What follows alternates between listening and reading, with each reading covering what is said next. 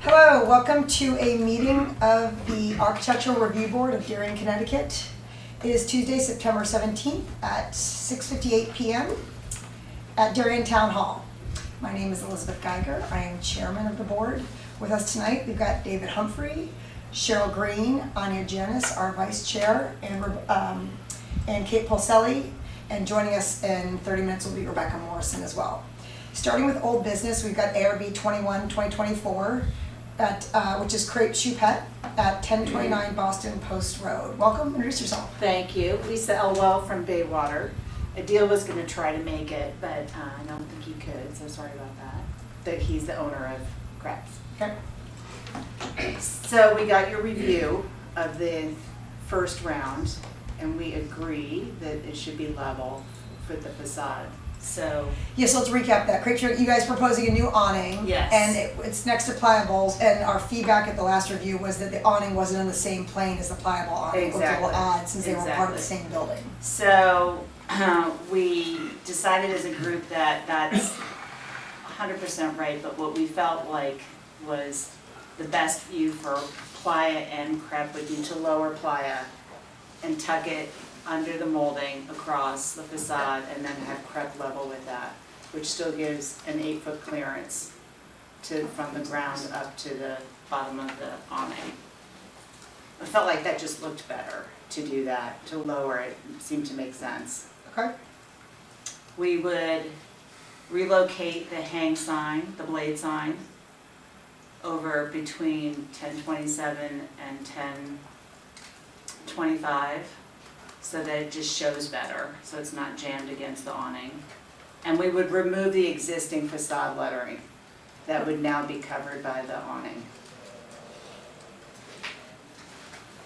And that's replaced by the lettering on the. That's Exactly. That's 7 foot 8, not 8 foot 90. Oh, It's 92 inches wide. Yeah, it's 92 inches wide. Oh, It's it's 96 okay. inches from the ground. Perfect. Sorry. Yep. You need to make Yep, sure. 92 inches wide. Okay. Yep. And the blade sign and the awning will be 8 feet. Yep. Good. Lisa, excuse me, Yeah. how high is that? I didn't get that. 8 feet from the ground. Okay, and 92 inches long. Wide, correct. Wide. Yep. 8 feet.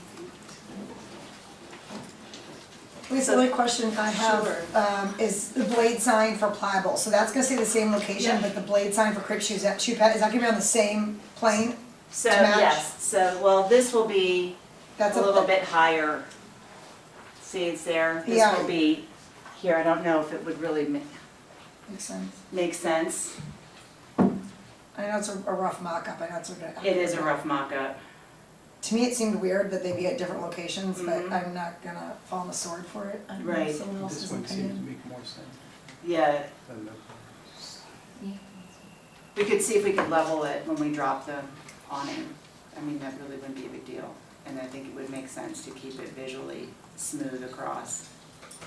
Okay, I was putting here, you're gonna Yeah. consider leveling the plane of both. Exactly. Of both blade signs. Yep. Okay. Yep, I think it's a great idea. Okay. Yep. Comments, anyone else? The blade sign for Choupette is to the right of the door, am I seeing that correctly? Just Yeah, wanna make to the sure. right. Okay. Yeah. East. Oh, one last question, sorry, the letter size of Crepe Choupette, do you have that offhand? Ooh, I do. I need. I'm pretty sure it's with, I mean, I'm just curious. It from a- is, it's gonna be, it's Yeah. not too big. Okay, I just Yeah. was curious if you knew Yeah. what it was, okay. It's actually, looks almost too small, you're beyond, but it works. I think we'll be good, Okay. once it's all up. Anybody else? Mr. Humphrey? I think it'll. Okay, favorable report, thanks Lisa. Thank you so much, All right, appreciate yes, it. Good, Thank all you. right. ARB number 22, 2024, this is also old business, it's 108 Old Kings Highway North Apartments. Hi, Hello. I know you're returning, you know the drill, but please introduce yourself and your role in the project, and give us just an overview of what's changed. Sure. My name is Dan Conlon. I'm an architect for the project at 104 and 108 Kings Highway. The project, as you know, is new apartment buildings. There's two buildings that are essentially mirror images of each other with a central parking lot. At the last hearing, we talked about some details of the facade, and I think we've addressed a lot of those, so we'll just sort of run through that and spare you the sort of old business stuff. Do you want this If slide? you could pull up that 916. Yeah, to save on time, I mean, we're all really familiar with this project. If anyone's not, they should have gone back and done their research. So what we can just do, instead of recapping the whole thing, just of what the requests that were made last project and how they were addressed. Correct. So the requests that were made were to look at our color scheme, and there was some feedback that the richer colors were preferred toward the street. And so we've done that. We've revised the presentation so that the darker colors, which are all these Benny Moore historical collection colors, will be facing the street. We've addressed that part of the project. We've also, if we move to the front facade of either building, of A or B, there was comment about the design of the portico that we had in there, and maybe a little bit more of a federal style portico might be desirable. So we've replaced what was a gable pediment with a flat roof. And we've designed the proportions of it to be something that's sort of classically proportioned that we can actually make out of parts that we can really go out there and buy. So I believe we addressed that concern. There was some comment on the shutters. We've actually changed the shutters from a panel style shutter to a batten style shutter. And we've made a submittal to you on the hardware in terms of the traditional hardware and S-hooks. The other things that we addressed, and obviously we're in parallel approval paths with other boards and commissions as we go. So in our first pass at the EPC, there was a suggestion that we do something to try to move some of our development a little further away from a water course, and that resulted in kind of something nice architecturally in that we had originally had the electric meters on the front side of the building. We're now going to move those to the back side of the building, and that enabled us to eliminate a sidewalk that's required by the power company to go ahead and read those. You just take a look at my notes here. The and see other what one was, else. the articulation of the facade along the street facing Correct. views seemed a little flat. Was a- Correct. was a comment. Yeah, and basically what we've done there is, we haven't really changed the massing of the building. We didn't have a whole lot of flexibility there, but we did work with the details of the trim, and this is true of not only the end facade, but the rest of the building. So we did graduate the window trim as we go up higher. The trim gets a little bit more elaborate toward the top of the building. We increased the size of the corner boards on the corner units to give it a little bit more beef there, and we also played a little bit with the proportion of the cornice on the top. So we actually increased the visual weight of that cornice by making it just a little bit taller. There's a detail. Correct. Correct. And then we detailed this all out, and I just realized I forgot my little sample bag on the way here, but these are all parts that are made out of a product from a company called Darien. That's a very durable alternative to PVC as an exterior trim material. It's a composite material. We also like it because you can paint it a dark color and it won't move, which is a big problem with PVC. So we have increased the proportion of the top facades. We've worked on the details of the window surrounds, beefing up the head casings a little bit, and again doing it slightly taller on the upper level than the lower level. And then of course we reworked the detail of the portico for a flat roof. And so the landscape plan, which was also just uploaded today because there were revisions on that relative to EPC, but the landscape plan has been fully developed and it includes details of the lighting, which is something that you wanted to see, Yep. along with the planting plan, and then our renderings, which we've uploaded as well, but maybe I'll just pull out the boards. There was a comment to make sure that the renderings were consistent with the landscape plan, that the vegetation that we were showing was consistent with that that's on the plan, and it is. So you can get an idea there, and this board as well. This gives you more of a streetscape. So those were the comments as we got them for both the notes and for my own notes after the hearing, and that's how we address them. Yeah, I think you did a really strong job addressing everything that we did request, so. That being said, anyone have Anna, she is our landscape architect specialist, so she might have some comments directly with that. Yeah, I like the plant list is good, and yeah, no comments. It's fine. I have a question for above the entry door, it's the 8-inch shiplap, Correct.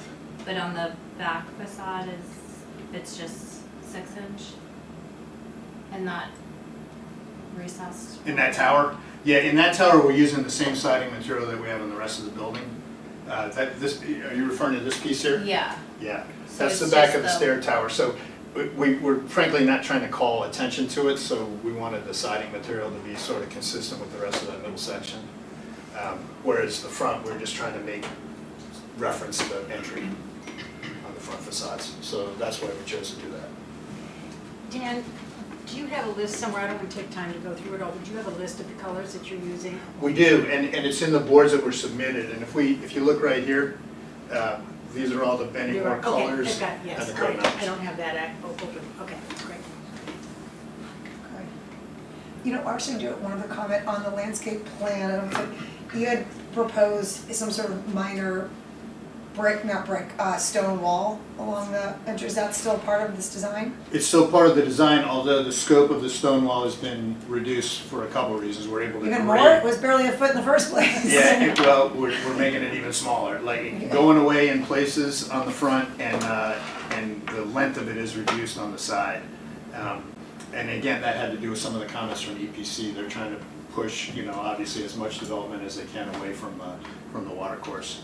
So we still do have some minor retaining walls. I think the tallest one might be 18 inches that are involved in the project. And they're really only there because we need a second means of egress out the back of the stair, and that's the best we could do with the grades. Okay. The lights too, samples of lights. I didn't see that The on landscape plan has the specs of the lighting on there. It has the bollard lights. That's It's specified on there. They're low-level bollard Oh, lights. that's what I wanted to see, thank you. And there's some lights on the wall, some step lights on the wall. Yeah, I think the changes you made, even though it wasn't changes to massing, I think will make a big difference on the overall kind of presentation and quality of the buildings. Okay, we appreciate your comments.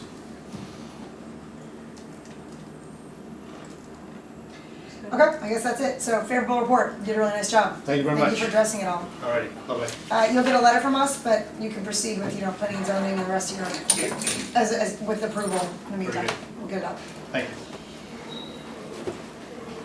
Next up, you can set up ARB number 24, 2024. This is our last piece of old business. It's Giovanni's at 2748 Boston Post Road.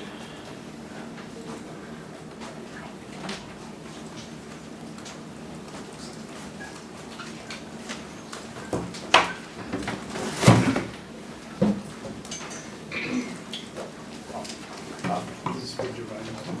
To both of them.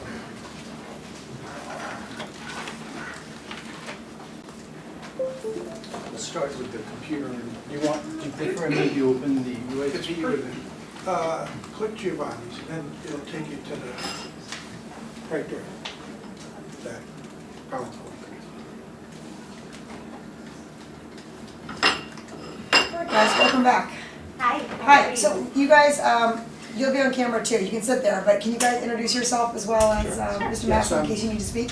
Sal Lataraka, the owner, and my wife Joanne. Hi. Sal, how do you spell your last name? Latorraca. Just like this. LATORRACA. Or variations? No other variant. I'm sorry. Joanne. Joanne. JOANN. All right, so like the old one, we're all familiar with the application. Let's just keep top line and keep things Okay. fast and go Yep. over the changes that were requested and how they All were right. addressed. So, Hervé and I went through this, so Perfect. hopefully we can pick out the right slides at the right time. But Attorney Robert Maslin representing the applicants. When we left the last time, there were some questions about how many seats, movability within the seating area or the dining area, bollards, and a few other things. So what we've done is Sal's talked to the building official. We ended up with a decision on bollards. We went back and forth on whether the bollards would be integral in the fencing or separate, screened off completely by the landscaping. So what we have here are, you can, if you click, where's the slideshow button? Slideshow? Click that right up there. Click, from current slide. There you go. Okay, so we're down from 40 to 35. One fewer tables. And that gives us greater separation, greater movability within for ADA Okay. purposes. And Survey's a little ahead of me in this, but Plantings. I think this is more of a clarification, that the revised renderings show the beefed up vegetation. And what we're doing, I think we mentioned this last time, any of the vegetation that's displaced from the dining area is going to be replanted in the existing planting beds out in front of the building. The existing light fixtures, there was a question, I think, in your letter about the light fixtures. Here you are. Perfect. Good job. These are No questions there. existing, and they're going to remain. There's no addition, there's nothing else on the lighting. It's going to be low level provided by that, and then whatever ambient light there is. One issue that's come up is a security fence in the rear of the building. It's off the back corner of the building. You didn't see that the first time through. I'll show you a couple of pictures of it. This was a fence that was put up for security purposes, and the reason is that the restaurant has had people sneaking in at night and what have you.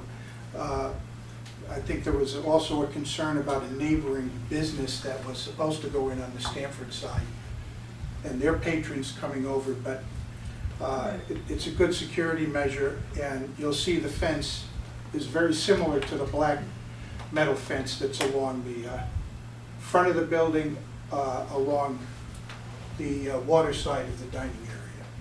So, Hervé, if you go to the proposed conditions slide, there you go. So, for this, I won't spend a lot of time on this, but this is the layout now. 9 tables instead of 10, and that's basically it. These pictures are a little more developed, and like here's your lighting fixture, picture of, and there's slides of this as well, the heating units and some of the landscaping. Up in the top right is the pavement. So we got I'll hold the fence. we have a tile for it. These are all on the ground. You can't see it from the street. That's what's there, you're continuing it on, correct? Correct. Yeah. Okay. It's the Now, same. what's the material Okay, on can you go to the next slide, It's- please, Hervé? that? Next slide. Different sizes. Okay, this is what I was talking about. The bollards in here, it's pretty much, oops, I always do not touch. You got it back there. Okay, But we can't, if you want to enlarge it, you gotta go like this. I'm not touching it. But you can see the landscaping completely obscures those bollards. You've seen the tables and chairs, the heating units we showed. Go to the next slide after, there you go. Fence. Joanne? That's the color? That's the color. Pretty close to it, yes. This is, You know, it depends on once we order the fence and, you know, but it will be It'll a, be a brown. yeah. yeah. The only thing, just to make clear, is this is made out of wood, because you can't, I don't think you want us to bring in a whole section of plastic fence. They're 8-foot section. But it's gonna be vinyl that looks pretty much like that, same color, same grade. Maintenance free. Sorry? Right. Maintenance Right. free, Right. yes. And then Hervé, up ahead a little bit, as you'll recall, we had some updated renderings, and There. Right there. is that where we are? Yes. Boy, you're good. Okay. This is a rendering, but that's the black fence along the water that, Continued from the back. yeah. Yeah. Okay. You'll It's see there. the landscaping is beefed up in the lower picture, and there are one less table. Next. And this is the fence. Now, when the restaurant's closed, that's what it looks like. Okay, next slide. That's a close-up. Go back one. You're ahead of me a little bit. These are swinging gates, right? They swing out on both sides. Yeah. Now the next one. When the restaurant's open, you can't even see it. And that's it for that fence. Is the fence iron or just is it all, what's the material? Like aluminum? It's It's aluminum, yeah. Yeah. It's a heavy grade. Oh, it's heavy, it's not hollow? No, it's hollow, but it's thick. Any questions on any of the, okay, could you What's just the, flip over to the other file that's in Okay. this? Bob, one second. What's the ornamental grass that's specified in front of the fencing? I don't know the type, it's what's there now. Let me see if it's, I don't think it says on. This fencing or the one? No, No, new the fencing. new fence. It's just an ornamental That grass. grass right there? Yes, It's it's just- specified as ornamental grass, but Yeah, it's just we the, didn't- yeah. is it existing on property and it's being We transplanted? have some or- along, we have some along the property around the perimeter. So it's just gonna be that to match? Yeah, Yeah, I don't know if that's too high. Some of them grow too high and we don't want it to be Well- too high. Right, so that's why I'm asking Yeah. if it's miscanthus or if it's, a Carl Forster. Something to consider, I would say, is right now you have these groupings, and as they grow and die, but you have to maintain them and well, it's not that so much as you can have a much cleaner, stronger line if they're linear and just planted equidistant Right, across the front. Right, and that's. And I would say the drawing looks like it's probably Carl Forster on this, and so when I see a Carl Forster, I do like a big line because it looks clean and it doesn't look fussy. So instead of just having 3 or 4 plants in front of each wall for every 8 feet, like maybe just thin them out a little bit and have them go. And that's something that's only going to be tall, maybe starting in August through the fall. But something to. Tough rendering. Yeah, there is. Yeah, it would go straight across. It would go straight across, Yeah. it wouldn't just be. Yeah, no, vertical. there wouldn't be spaces Okay. like that, no. I Alright. wouldn't let them do that. Okay. Okay, then Kirby, any other questions on the PowerPoint? We just had one more thing to show that's not on yet. On your, So hit escape, just hit it again, or close, or open the other one. There was a question about specifications for the fence. Well, specifically the bollards, how those would incorporate into that. Okay, well, they're not, they're gonna be separate. Okay. Okay, so here are the detail of the fence. The dimensions, the end pieces are D. The posts are 5" by 5". And the middle piece is E, and that is 1.5" by 3.5".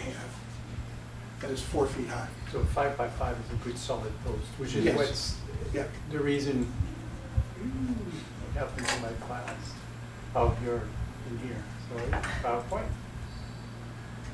This rendering shows good solid post compared to the specs of Yes. the fence here, Right, which shows Mhm. skinny. Correct. Right. So I asked Bob, I said, well, this doesn't match with the other. What's the thought? And that's the reason he brought that spec Got it. 5 by 5 post. So they're good. They're almost the size of boulders, Awesome. kind of, right, but they're strong, right? Right. yeah. This is what happens sometimes. They're Italian. That's great. go big or go home. I have to speak with my hands. Sorry. This is That's what how it happens works. sometimes.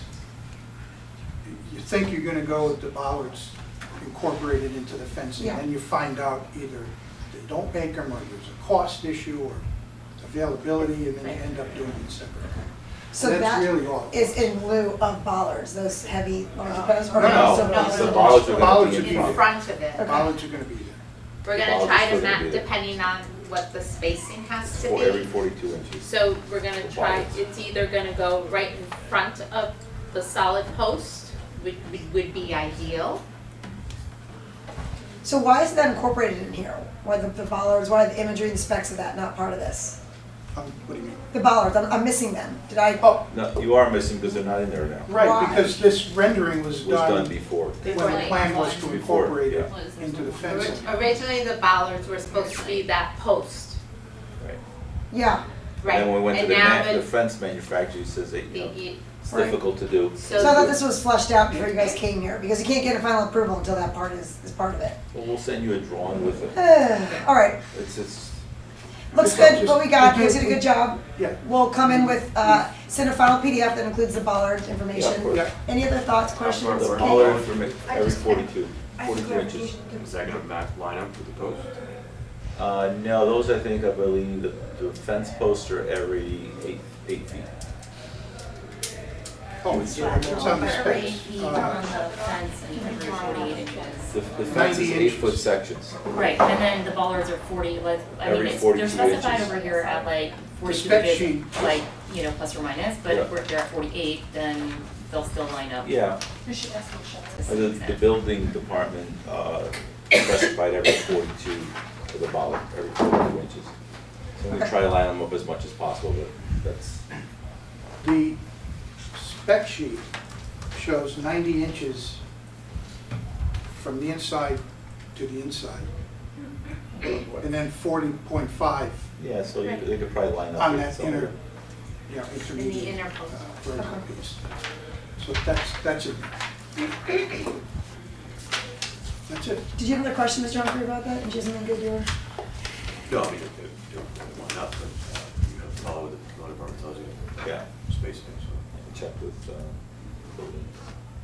So And can it- you, Will the bollards somewhat be screened by the landscaping? Yes. Yeah, Yep. and they'll be the same, they'll have the same cover, I mean, the color caps. Same color as the fence. Fence. Yeah. they'll be painted the same color? Mhm. Okay. You know, it's just Well, there's an caps that interesting, go over the bollards. an interesting thing is you go along the post road where there's sidewalk down here, there's no bollards. That if anybody's out True. there, you know, I think it's different because it's parking now, right? Like in the back, there are bollards everywhere in a parking lot. well, this is now. just a drive that, very slow speed, drive in, and it's not part of the parking lot where you would actually pull up into a parking space. Okay, this revised presentation looks great. I'm not gonna do a letter until you guys are able to give us a one final PDF that shows the bollards, the cap material, the painting, just confirm that all in one Okay. final PDF. When we get that, Hervé can probably at that point do an administrative approval Okay. to recap what we did here. Does that sound good, Hervé? Yep, certificate when that's in. Okay, so sure, it'll be a certificate of administrative approval. Okay. Since it's not being presented here. But thanks, guys, this is Thank great, I mean, you. it's a great idea to do outdoor seating, I mean, it'll be successful. We're getting hopefully. there. Yeah, What did you call that? yeah, administrative approval, thanks. Okay, so you can back all out of this. and- All right, next up, we're finally here into new business, with Mr. Maslin again, we're at ARB number 25. This is the Goddard School Hi, at Mr. Maslin. 346. 346 Heights Road, these guys.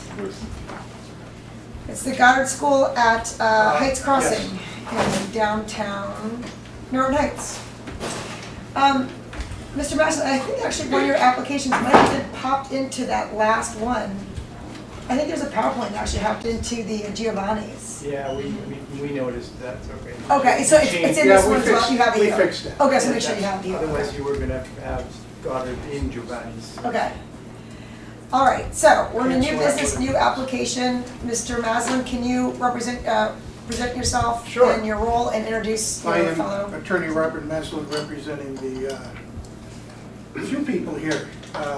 SEBJEB LLC, which is going to be the tenant and operator of the school, and the Vaqueros, who are not here, but they're the building owners, and Michael Smith is here. So, Ken Bodenstein and Kristen are here, and they operate a school in Westport, so they have good experience, I think 5 years now. 5 years. It's been pretty successful, and they want to establish a Goddard school here in Darien. So, again, PowerPoint, and so here's the overview. The reason we're here is because when the Planning and Zoning Commission approved the Goddard School's original special permit back a couple of years ago, Condition H of that approval required ARB review of the fencing. That's it. Right. Building facade is done, landscaping is done, but as we went along, we found that we needed bollards under the specifications required by the Goddard School itself. So we got a fence issue and a bollard issue to comply with, and so both of those elements are in this application. The fencing is going to be around the perimeter of the outdoor play areas with interior fencing to separate the individual play areas within the outside play areas. There's one for little guys, and as you get a little older, play areas change. And the only difference between those two fences are the perimeter fence is 6 feet, the interior fence is 4 feet, and then there's another 4-foot stretch that I'll point out as we go through this. The Goddard School's specification is called Buff Tech Princeton. It's a vinyl fence in classic white with a wood grain textured finish to it. It only comes in white. The bollards are also included in the application and in the plan. So if you go to the next slide, Irving, please. Okay. Upper left-hand corner, well, obviously all the way up is a legend, but these are typical playground equipment samples. They're not necessarily the ones, they're movable, but we put it in here just to kind of give you a little context. Details of the fence are here, 4 feet for the interior, 6 feet with a second, or a third rather, vertical piece on the taller fence. Bollards are down in the lower left, and we have bollards running all along here, here, across here. Because there's a change in grade along in here, there are no bollards. And then we pick up along here. I did it again. They continue under, this is the bridge. If you remember the plan, there's a driveway that goes under a connecting piece between the two buildings. So they continue up here, and then they continue along the rear here where there's a parking area.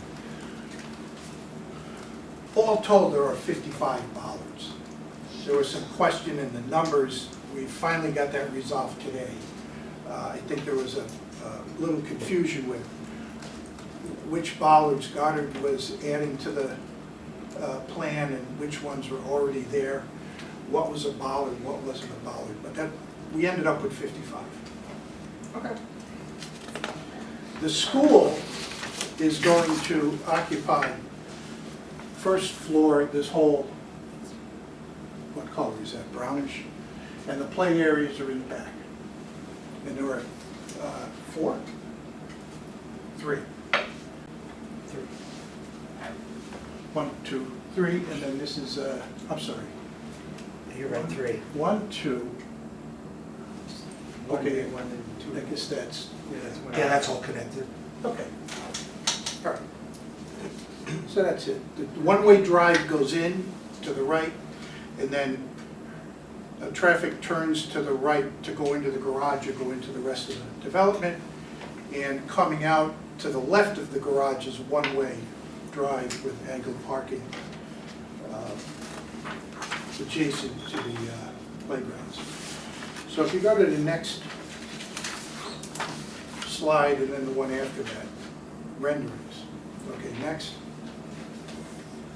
We had the architect who did the renderings for the project, for the V20 developer, do renderings that actually show the features that are Bollards.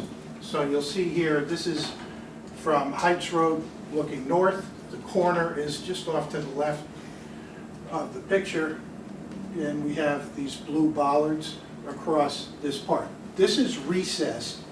When you get here, the building comes forward a little bit, but the sidewalk is elevated, which eliminates the need for bollards. Next.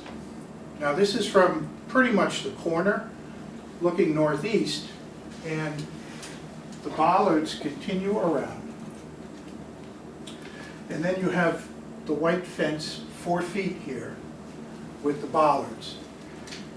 And the reason for that fence is so that if there's an emergency evacuation, the students, pupils, kids, children come out the doors, and they're easier to manage. They'll be in one kind of exit route, and they'll go toward the rear. And that's why the fence is there. Bollards are for vehicle protection. Next. Then we get to the back corner of the building. The fence picks up to 6 feet here because we're backed up to the play area. Bollards continue. There are no bollards along the sidewalk that goes into the site. And I have a question for you.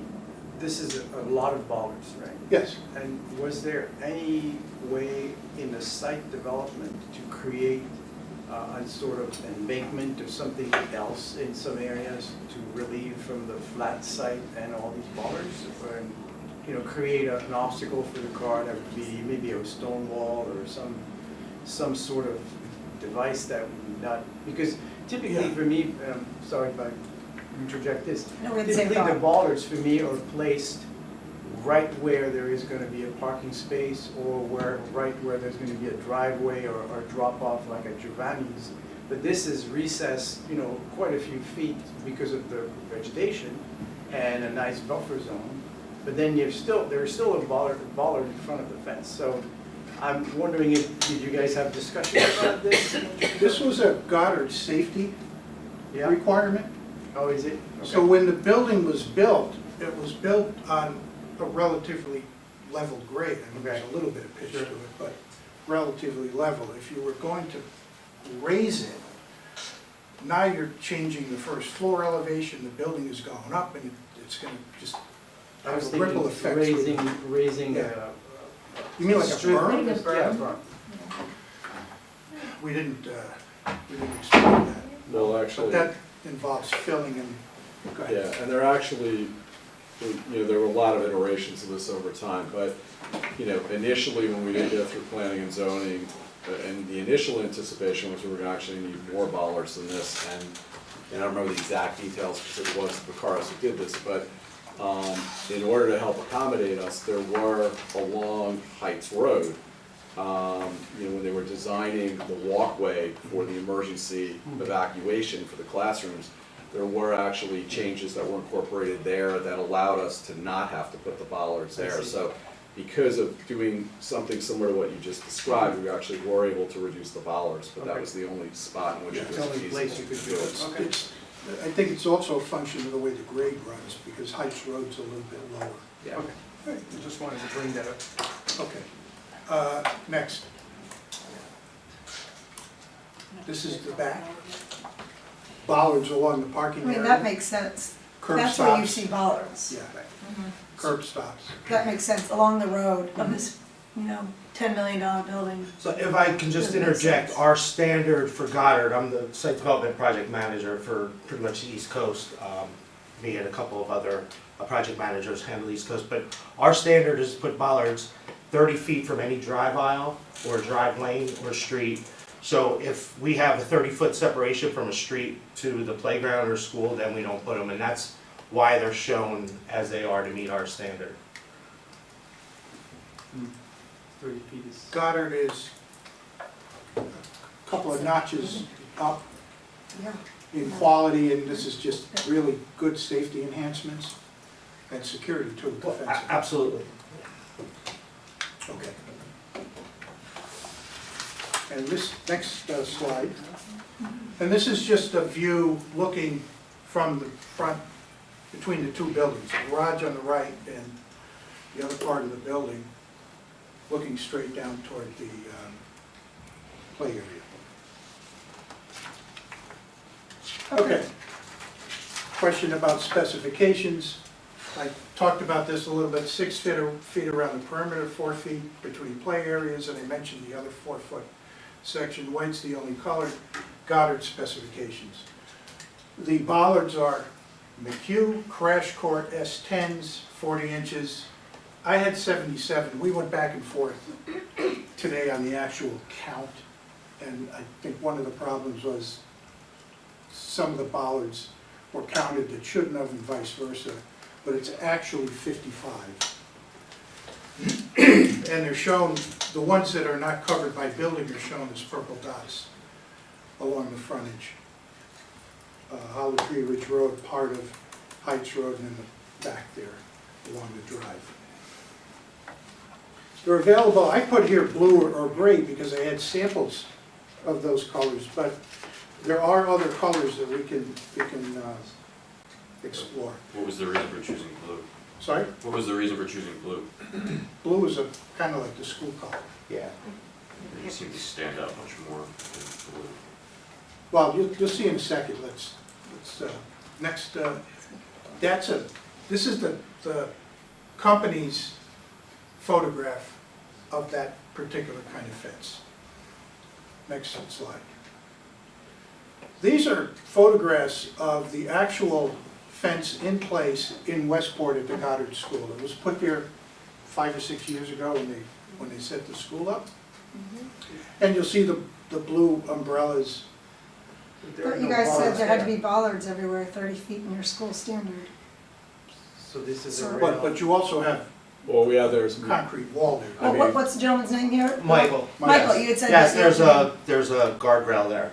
No, you had said there has to be your standard of Goddard schools. Yes. Bollards everywhere, 30 feet. Bollards, that's our standard, yes. Doesn't mean we get that standard met everywhere, Got it, okay. but that is our. and those are basically Merritt Parkway guard, Yeah. highway crash rated safety systems. So, Like Merritt Parkway guardrails. they are Merritt Parkway guardrails. Okay, so we're gonna move forward here. Bob, you good? You done? Sorry, I don't wanna cut you off, but no, we've seen it, we'll go through this. Is there other, beyond this? Just the next, Some this justifications? is the Buff Tech Right. spec sheet, Okay. which I don't think you need. And then this is how it looks Right. in place. And what else do I have?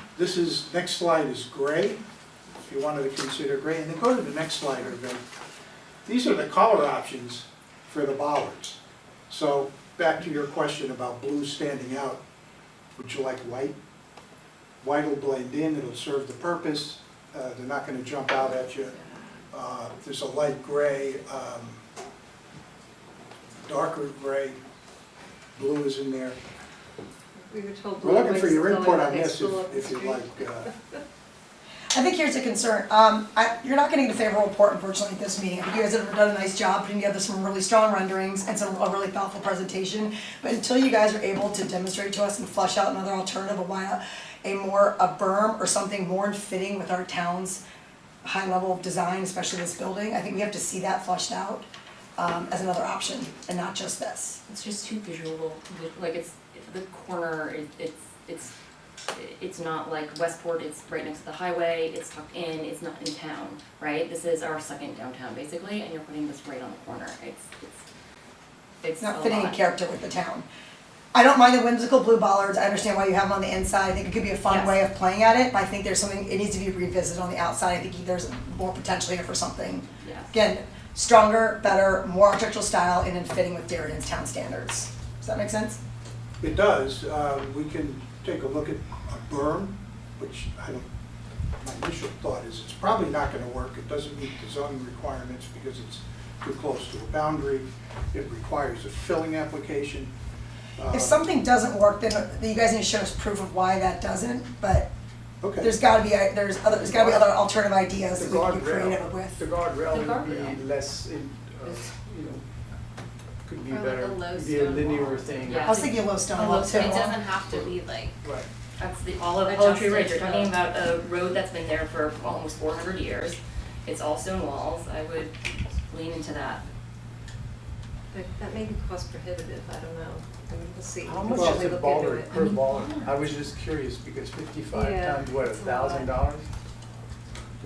At least, right? Yeah, 1,500. And then your footing is gonna So be you're looking 36 to at- 48 feet down. Yeah, 70 You're already grand. digging. It's not cheap, I A agree. stone, but a stone wall, More than like, that. if More you're than doing a that. veneer on, if you're doing a veneer on a, let's say, a cement brick, on a cement wall, you're gonna have a footing. But if you're doing a dry lay wall, you're only gonna need a 12 to 20 inch footing, you won't need the 48 inches. And again, it is one of those things where, yeah, the footing of in each one of these individually is gonna be probably a little bit more labor than just having an excavator just mow, dig up, and fill it up with concrete from there. I actually wouldn't be surprised if the stone wall costs the same, or even a little bit less. Michael, is it a So height? part of this is driven by the landlord. There's only so much the landlord's gonna allow in terms of changing the site like that. We'll explore it. You guys have to propose a pretty strong argument why that it's not that case, why it's not gonna work. So quick question for Michael. Yes. I think it's a 40-inch high bollard. Yes. So. I mean, it's, pretty high the stone important wall. thing about it is it being crash rated. Yeah. Our bollards and QS10s, they come with the rebar, they come with their very thin, small hole that they are in the ground. It's not like a trench bollard. But yeah, the height, all plays into that, getting that certification for Let's get crash creative. What rated. about stone wall part of the way and then like, and then the wood, what you call it before, the wood fencing part of it? Well, you showed on the other slide, Yeah. the guardrail on the other side. We can get creative and good Oh, collaborative. you mean I mean, this is not just like the a, Merritt Parkway rail? yeah, I mean, cause like we can get maybe creative with this though. that could be like hidden by landscape in front of it. Yeah, yeah, that's true, yeah.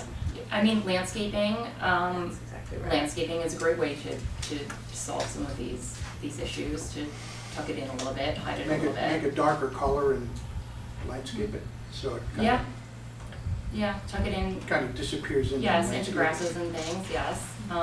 Or different bollard styles, I don't know if it has to be 42 inches, I mean, can it just be a section of, especially on the corner, some boulders or circles, or, I don't know the crash test rating on those things, so I can't speak to it, but, We got the man's attention tonight. Yeah, After but- we're finished. I mean, that's a we'll good point. It start. could be partial, it doesn't have the whole big study. You could do like bollards to guide some areas and stone walls in the corners to really as a foundation, you know what I mean? Yeah. To anchor. even, what's the height requirement for a crash test, or is it a weight requirement, is it? Well, it's stopping a 5,000-pound vehicle, moving at 10 miles per hour. Okay, And Maybe this- stopping is very loose terms, but it's prohibiting anything from going forward after hitting it. right, I'm just wondering is if let's say a 48-inch long granite solid block bench, where you could actually take a break and sit there, would that meet the requirements? So I'm just, right now I'm freewheeling ideas. No, I understand, a lot of that has to do with when you crash into something that's gonna crack open, it could throw part of the bench into the playground. Same thing with the berm. If you put a berm there and the car's going fast enough, that's gonna just jump over the fence then. Yeah, So we want to protect the children, that's why we have, and we could, look at ways to hide them maybe in the fence or behind the fence, or some landscaping as That's discussed. another idea. but- That's Behind another the idea. fence. We could put the bollards on the other side. The thing, putting them in black. behind the fence now takes away from the playground area for the children. And also provides more areas of children running into, where you have to kind of protect them with padding or something on the inside. You guys are running a really cool, great nursery school. You're blossoming creativity out of that place. I feel like you guys, with some your smart heads coming together, are going to be able to create some ideas here that will prove to be safe for you guys and come back and meet the idea, the standards that we're talking about. If you guys want to talk in the meantime, be collaborative, yeah. Bob, correct me if I'm wrong, the fence itself is not regulated in terms of setback by the zoning officer. I don't know who that is, but anyway. So, 4 feet, no, the fence distance to the boundary line is not regulated by the building permit or zoning regulation. It So is. if you have to move the fence closer to the street, would you be able to do that? I mean, like, just like, Pretty fitting on much. your point, if the bollards actually stayed where they Yes. are, and you Okay. didn't want to reduce the amount of play area, you could just put the fence on the other side without running into a problem with your boundary line. You're allowed 6 feet, special permit use adjacent. No, in height, Adjacent I to- understand the height, I'm just talking about how close. Oh, no, You could actually expand, you can expand the zone for the play area without even moving the bollards, by moving the fence fence on the other 2 side feet of the bollard. on the other side. Just kind of, this way, your bollards are where they are now, and then your fence is actually a little closer to the street edge, but it hides the So in bollards. other words, keep the bollards inside the fence instead of Correct. outside the fence. Correct. Did you guys follow that, right? Yeah, And you paint them white, so they really would never even be seen. And then now, what you see is the fence with the planting in front. I mean, planting plan, and So- again, revised You planting get, plan. then you get the Yeah, safety, what they're you get the asking for, right safety and the aesthetic is just really the fence. but would you be comfortable, I guess, the bollards to be inside the play area? I don't think that's a good idea. Yeah, I mean, that's, Right. we'd have to create, we'd have to then create a Kids barrier gonna bang inside. their head on it, you know. Yeah, So, that's just you how they know, operate, whether it you know, would be, that's We'll how have to they are. explore that, but Yeah. that's a good point. I agree, Yeah. Just, yeah, All right, Because when something hits the fence, it's gonna, that's true. you know, that's what. It's the fence we first. gotta- I may have missed this earlier, but what's the reason for the bollards against the building, against the brick building? Just to protect the school itself, the children inside the school, there's, Even with the exterior walls? absolutely. along the building. Yeah, I think, you know, kind of, in relation to what we're talking about, based on the large number of bollards, even if there are, you know, different types of barriers that are used at different places, it would break up, you know, this, again, high volume of bollards around the entire perimeter. So, you know, I think we'll have to get a little bit creative in how to solve that. I think for the fencing also, you put up one picture that I didn't see in the packet, maybe I just didn't open that file, but I think a couple other pictures of the actual There's- fencing. Yeah, the one with the 3 Westport pitches is today. Okay. We just got that. Yeah, if you can send any other photos of the actual fencing you have. I know we haven't really gotten to fencing yet, but you know, there's also a lot of fencing. I think the rendering isn't really accurate to the actual fence design itself, but there's no baseboard, kind of no baseboard, no bottom piece of the fence, you know, those they go right into the ground, so. I don't know That's whether Westport. What he's pointing is that at the bottom Oh, I of the see. fence, there's a board. That's what it- Which Yeah, there's the a bar. rendering There is, is not there. Well, there is a little bit there. Well, it's Yeah, like the if you gate, go up to not- the, Yeah, it's just.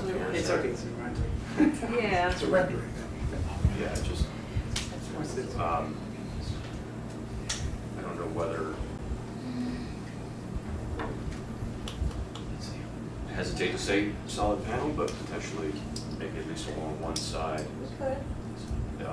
Probably not a full panel, but like the lower section solid and the upper have the openings just kind of break up a little bit of the monotony of also, you know, very long run fencing. So we do have full panels in Westport because there's a neighbor literally on the other side, not the whole thing. And it's solid, it works.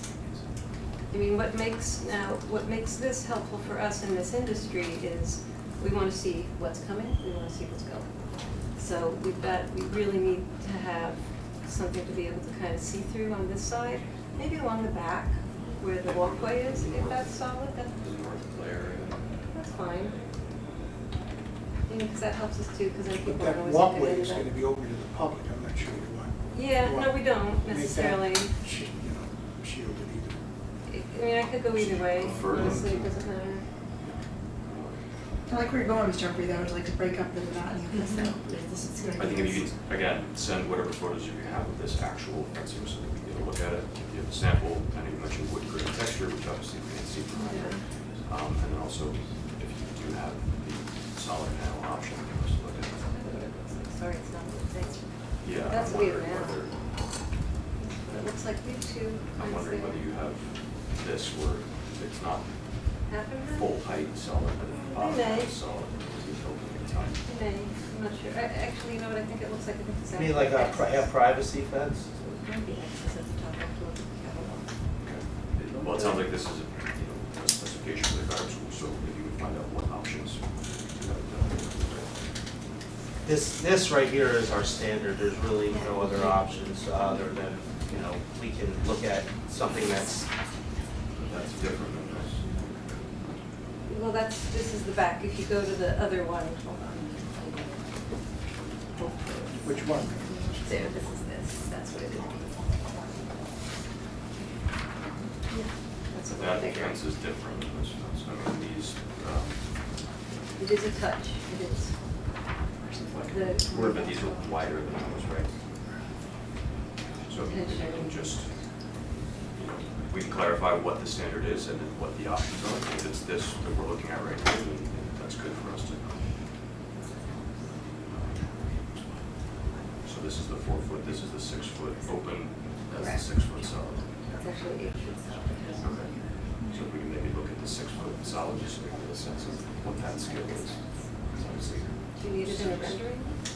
Or just, is this, can you Why don't we send you start one with of that? these? Why don't we start with that, if we're able to look at the rendering, that's the better. Really quickly, is there any chance we can go back in your presentation to the proposed site improvement layout plan?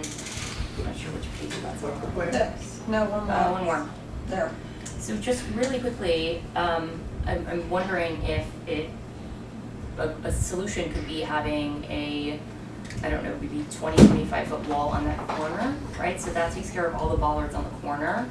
Doing something more decorative, East Coast in front of the windows style bollards, something with a little black with a little detail, and then putting the fence bollard, like those bollards inside the fence. And I think we have a much stronger visual corner. Are you guys following what she's, no, do you have what you're talking about? So I'm just suggesting that this corner, which, might actually, you might want to do anyway. This corner Don't touch be the a. screen because it's screw up. So this corner be a stone wall over here, because this is, people shop this anyway, so this corner be a stone wall here. Do a slightly more decorative bollards over in front of these windows, in front of these windows, and then just tuck these bollards or move the fence out on this line. And then I think this is a just much prettier Sorry, visual. go through that again. So there's a stone wall, how A big? stone wall over here, probably 25 feet, 25 maybe For the 25 or corner 30. What do you on think? the corner. For the corner. For the corner part, yeah, and then that protects you from this corner. Number 2. Yes. A slightly more decorative bollards and things with a If detail the wall on top. provides I've the never seen anything like safety, that. Over barrier, here. but you don't What need kind of bollards. detail on top are you looking for? I would say something in keeping with the architecture of the building. So more of a colonial historic top. If you look at bollards, they'll become in all shapes and sizes, but just something with a little bit of an architectural detail on top of it. I'm agnostic, on what the profile is, as long as it's just not a cylinder. And then just tuck these bollards either in the fence or move the fence on the other side of it. And this whole thing is then, I think, it'll The just issue read is hiding the cleaner. bollards. Yeah, so yes, hiding those on the other Or side, put or something integrate else. them, or integrate them, yes. And you add landscaping Yeah, on but that the- side as well, right? Yeah, Yeah. landscaping would solve everything. I think Yeah, I I landscaping. think. And decorative bollards, the problem with those is they're not gonna be crash rated. Yeah. So we can That's the definitely trick. look at them and Yeah, see what we can come up with. yeah. We'll figure it out. Okay, we brainstormed some good ideas for time, it's all right, we gotta move on, but, look forward to it. You guys are always welcome to reach out, everybody's a great resource, he contacts us all the time, we could brainstorm stuff in the meantime, so you feel like you're not working in a vacuum, I know time is money for you guys. We're not trying to extend it, we're really excited you guys are coming to town, there's big deals on it, so we'd love to keep moving along, but let's just figure out another way to get more creative and do something a little more in keeping with, Darien for this corner, this very high profile corner. Very easy. it's gonna look a whole lot better than it did before, no matter what's here. Okay. You can get Bob Maslin Bollard certified, you know, that sounds pretty good No, to me. you don't have to put, I mean, I'll put my statue on Okay, that would be decorated. Okay. You can, My, you can, yeah, you can grab you it. just close it all. Closing it out. Later. Go ahead. Thank you. You can take it. Thank you so much. Next up, we have ARB number 26, 2024. It's 364 Boston Post Road for Legacy Martial Arts. Back. Back.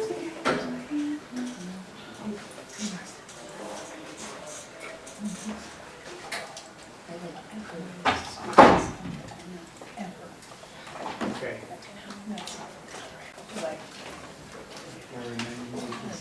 All right, thanks, Bob. Good luck. Hi. Hi, I'm Sarah. I'm Sarah Santucci, owner of Legacy Martial Arts. So I'm here representing my business partner and I. Sarah, what's your full name for us? Sarah Santucci, SARAHSANTUCCI. And you're the, what's your co-owner. relation? Co-owner? My business partner is George Wolf, that's what's on. Got it. Okay, that helps. This one, last one, right? Is that the July? Yeah, the sign.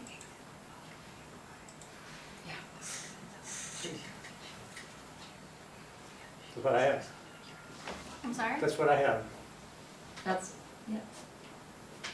Are you changing the size of the black backplate of the letters to accommodate the, or?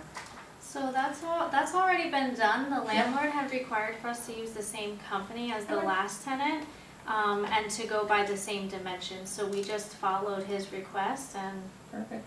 that was all. Any complaints? It's a little small for my liking, but Yeah. It's a, is it a metal sign or is it a? it's a metal sign, yeah. You can always consider doing the vinyl on the window. Yeah, we were thinking about doing that upon like 6 month or more mark of being in the space, so. Sarah, do you have the dimensions or they on the specs? They're probably You know, they didn't provide the dimensions, Okay. they just went off of the last tenant that was there, but Okay. if you guys need that, we can certainly provide that for you. Do you need that? So, just as a side comment, this went up without any review or any approval. Right. So that's why it's here in front of you to make it Okay. be kind of regular. Yes. Okay.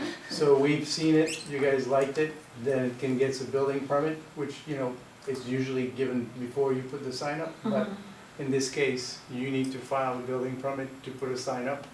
I know you were told by the building owner to use the previous tenant sign and stuff, but still, Of a course. few steps were missed, so now we're making this. Yeah, whatever you guys. So as Okay, part of those anybody few steps, then, can you, so we can't give a formal approval now because we need those specifications, but if you get those immediately into Hervé and the building department, he can issue us administrative certificate for us. So that's And just a then matter of you- submitting that via email or? Yeah, Letter. yeah, or, no, actually, ideally, you put it in the file that you filed for this. Okay. You put the dimensions and everything else, all the specs in there. I give you a certificate, Okay. then you can use that certificate to file for a building permit, which is to tell you can put your sign up, which is already up. Of But, course, yeah. right, so that's the way to do it. Okay, so. And then it'll be up and there'll be no problem. Okay, whatever you guys need, if I need to get information or we just get the email back for you guys with the next step. Next step would be submit the specifications to Hervé and the planning and zoning Online. department. Okay, I'll see it because it'll tell me the new attachment is. It looks good, that's just the final detail we need, Of and then course, he'll yeah, quickly perfect. issue you know, when time allows, that perfect, certificate. absolutely, alright, great. So certificate.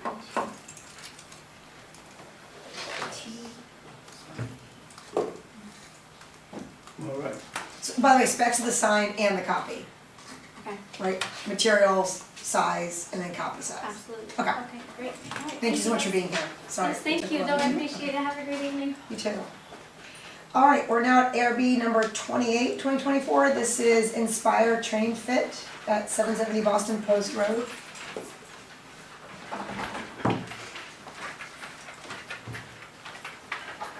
Hi, how are you? Good. I'm Allison Milano. I'm the owner of Inspire Train Fit, and I'm looking to put the baker sign out front on the white pole. I don't know if he has a picture. Which one would you like to open? I This don't one? know which Circle one. logo? Yep, but I don't know which one you have. No, I'm gonna open them in order.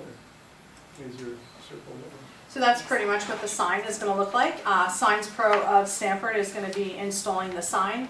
It's going to be the same metal hardware that the other person, the Lashbolt, which you approved last month, is gonna, it's 18 by 24. So it's 18 in height by 24 wide. It's the same size sign, PVC, and it's my federally trademarked logo, so.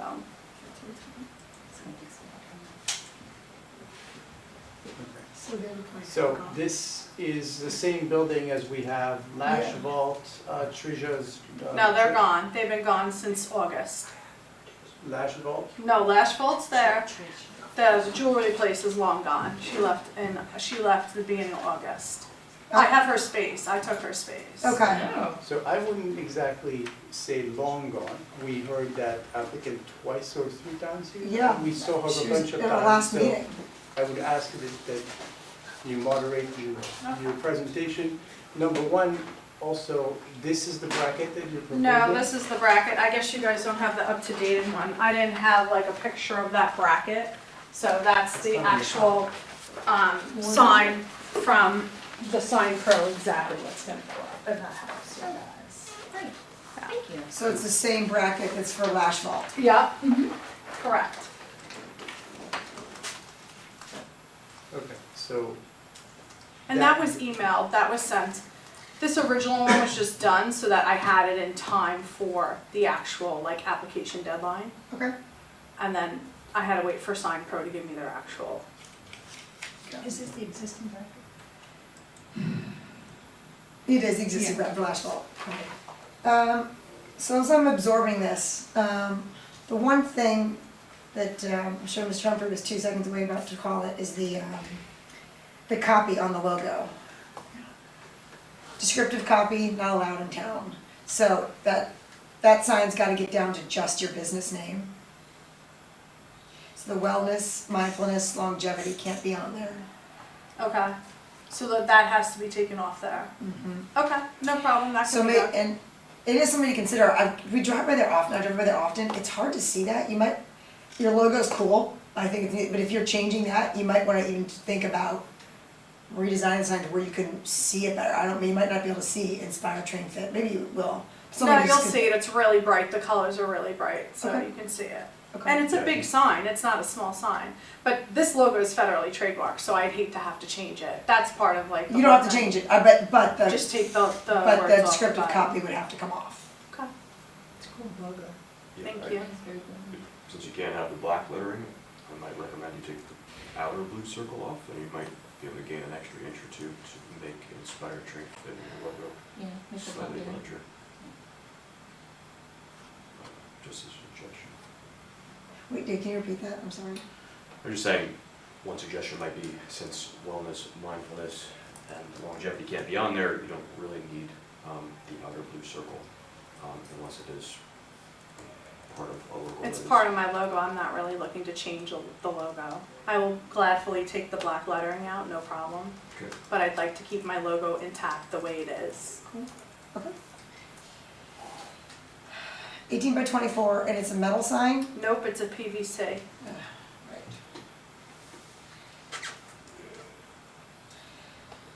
Who's making the bracket? Signs Pro has the bracket and is making the sign. So they intend to match, to make a mirror image of the other one? Is that what the idea is, or is? Yeah, it would be the exact same thing, just on the other side of the pole. There's only really room for 2 signs there, Yeah. unless they were made smaller. But the landlord asked me to go with the same size that Lashbolt did, because she had already put her sign up there, and it would I'm just. glad you did, because we would have pushed back to it, because we literally just went through this with this other place, I mean, not even 6 months ago, I can't believe. Oh, you mean the jewelry place? Yeah, they just came through here, so for you, that's why we're so confused, it's taking a second, because they were literally just here. Long gone is not. Yeah. So in this description here, if there is an idea of symmetry, or you guys were given this rendering, right? Yep. It's not quite there in terms of symmetry. The this scroll starts a certain distance away, the other one is curling the other way, it's not on this image, but it's curling in the other way around and it's right against the post. Are we gonna ask that it is truly symmetrical, or does this one look a little lopsided to my eye? It is lopsided. It's I gonna don't be mind. done symmetrically, because they just Okay. did this to get me something, to give Okay. to you Okay, guys, so that you so actually have a they picture of what it They were looks like. trying to do it symmetrically, but they didn't quite get the graphic. Okay. Okay, I think as long as it's symmetrical, it'll look like it's meant to be. Yeah, I If like you that. start scrolling the wrong direction and one is attached to the post, the other one is not, it's gonna be like, which one started first, you know? Yeah. And why not take advantage of this beautiful post? Okay, you get a favorable report, you'll get With a a letter. PDF, Right, with a PDF showing the sign revised, no wellness. did you control. upload this new PDF into the system? That wasn't uploaded, but it was sent to you in an email. I Okay. didn't know how to re-upload it because there was something uploaded already. Do you want me to re-upload? Yep, can you make sure the final files is up there? And I, in the meantime, will work on getting you an official letter that says you have a favorable report. And Great, ask- thank Please you. ask Sign Pro to take the time to draw the scroll correctly, so that we can see what it looks like. Okay, All great. right, that'd be great. Yeah, that's a good idea, to do an accurate PDF in there for the record. Accurate PDF for the record. Okay. And good luck. Thank you so Exciting. much, appreciate it. Have a great night. Okay, we are now at ARB number 29, 2024. This is BMW facade at 138 Ledge Road.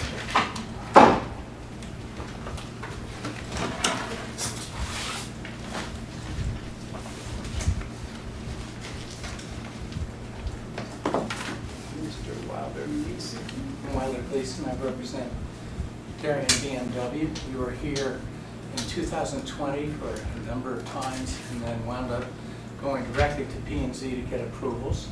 And we are here because we're coming down to the end of the project. We have done 3 buildings. The service building in the back where the cars are repaired, the car wash, which is right next to the, if you could turn to, Tell me which one. I'd like to get, oh, these are pictures, right? Could you go to the site plans? I think I uploaded it. Let me just see. The others are. BMW submission and page 3, I think, of that, or 4.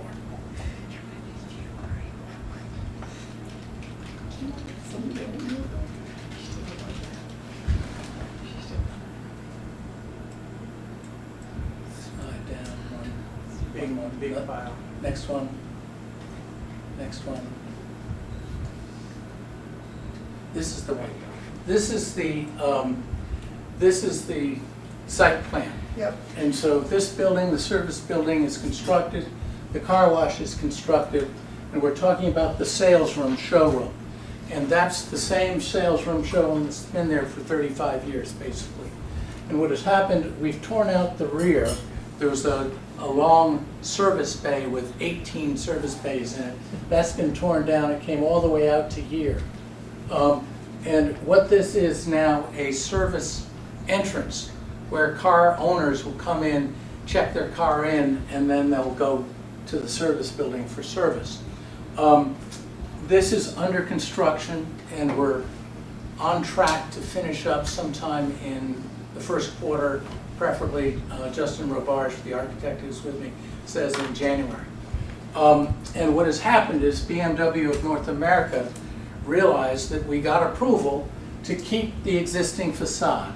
The material on the facade that's been there for a long time, and it's a sort of a grayish color, and they are requiring us to come and seek approval from you to make it ephes, a white ephes that is this. This material will be on the facade of this portion of the sales building. But it's not on either of the service building or the car wash. Okay, so let me recap. So very simply, the only change you're trying to make to the exterior of this, nothing's happening here, you're just changing the exterior material of the rear end. BMW is requiring us to seek this approval from you, yes. But just the material, not you're not changing any of the actual architectural design of the facades. No change, The correct. curvature of the glass. Okay, And and it's not the front, it's the material, is it this? it's or the is it front and the side. So The front and the let's side. go Okay, so let's go down. to the Okay. pictures. What's the current material? It's a grayish metal panel.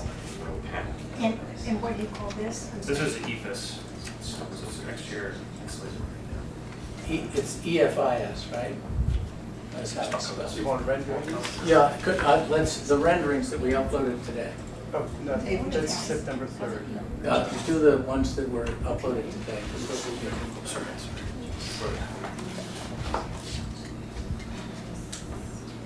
So Justin, while they're looking that up, why is BMW, why the passion for a stucco material on it? In fact, there is no passion.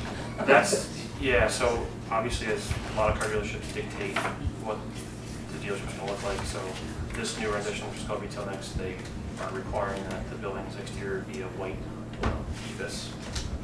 As were in the past, it was metal panel, which BMW Darien, I believe, had done, along with various other BMW throughout the state.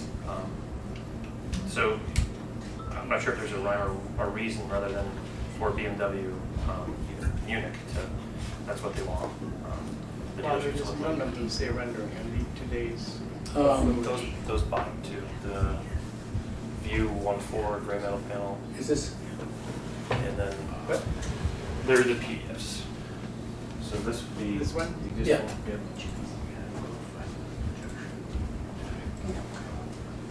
Is there, well, they're not. so this is the facade that exists today that wraps around this side of the building, and the existing building ends here, and this is the new building here. And that new building will be clad in the EFIS, but BMW is wanting us to change the existing facade here, which is a gray metallic kind of thing that matches the sign. And frankly, the applicant would prefer to get a denial here. I was gonna say, Because what's the current material? Is it It's a durable. stone? It's a metal panel. Oh, it is metal. Oh, I just thought it was a. A Lucabon or something like that? Similar, yeah, Lucon ACM. Right, so it's a cleaner line. The problem with IFAS is or EFIS is longevity, and it gets dirty, especially that close to 95. It's gonna be black. Yeah. It'll be black. It'll be gray, Yeah. black, then it has to be power washed. and that'll be behind the building. This has stood the test of time. Yeah. And But it's a really, cheaper material than the aluminum. That may be the reason, but still. Yeah, and that's how we kind of felt this along with the owners, that the metal panel was a more high-end finish, and we're trying to preserve that for them. Does this front building need to be replaced, the material need to be replaced? BMW North America is requesting that it be replaced. However, it doesn't need, It the doesn't material's need- fine, Justin, isn't it? Correct, yeah. This facade's fine, it's been there for 30 years, Yeah. and it's really resilient, it's well Just built, wanted to match. really good, Oh, they- and is we that don't the want to reason? match. How would the EFIS change the articulation of the windows? Uh-huh. You'd be able to maintain those same lines. Yeah. Well, you can put the reveals anywhere you really wish. They're probably actually less than what are in the metal panels, because you can have it more of a smooth. No, I just mean like would the windows be set in, or would you have to redo the windows as well? The as windows flash? would Because remain, this is- we would have to probably install a drip edge or some kind of Z channel, Yeah, just to make sure that. Is there not a the- difference in the depth of the metal panel?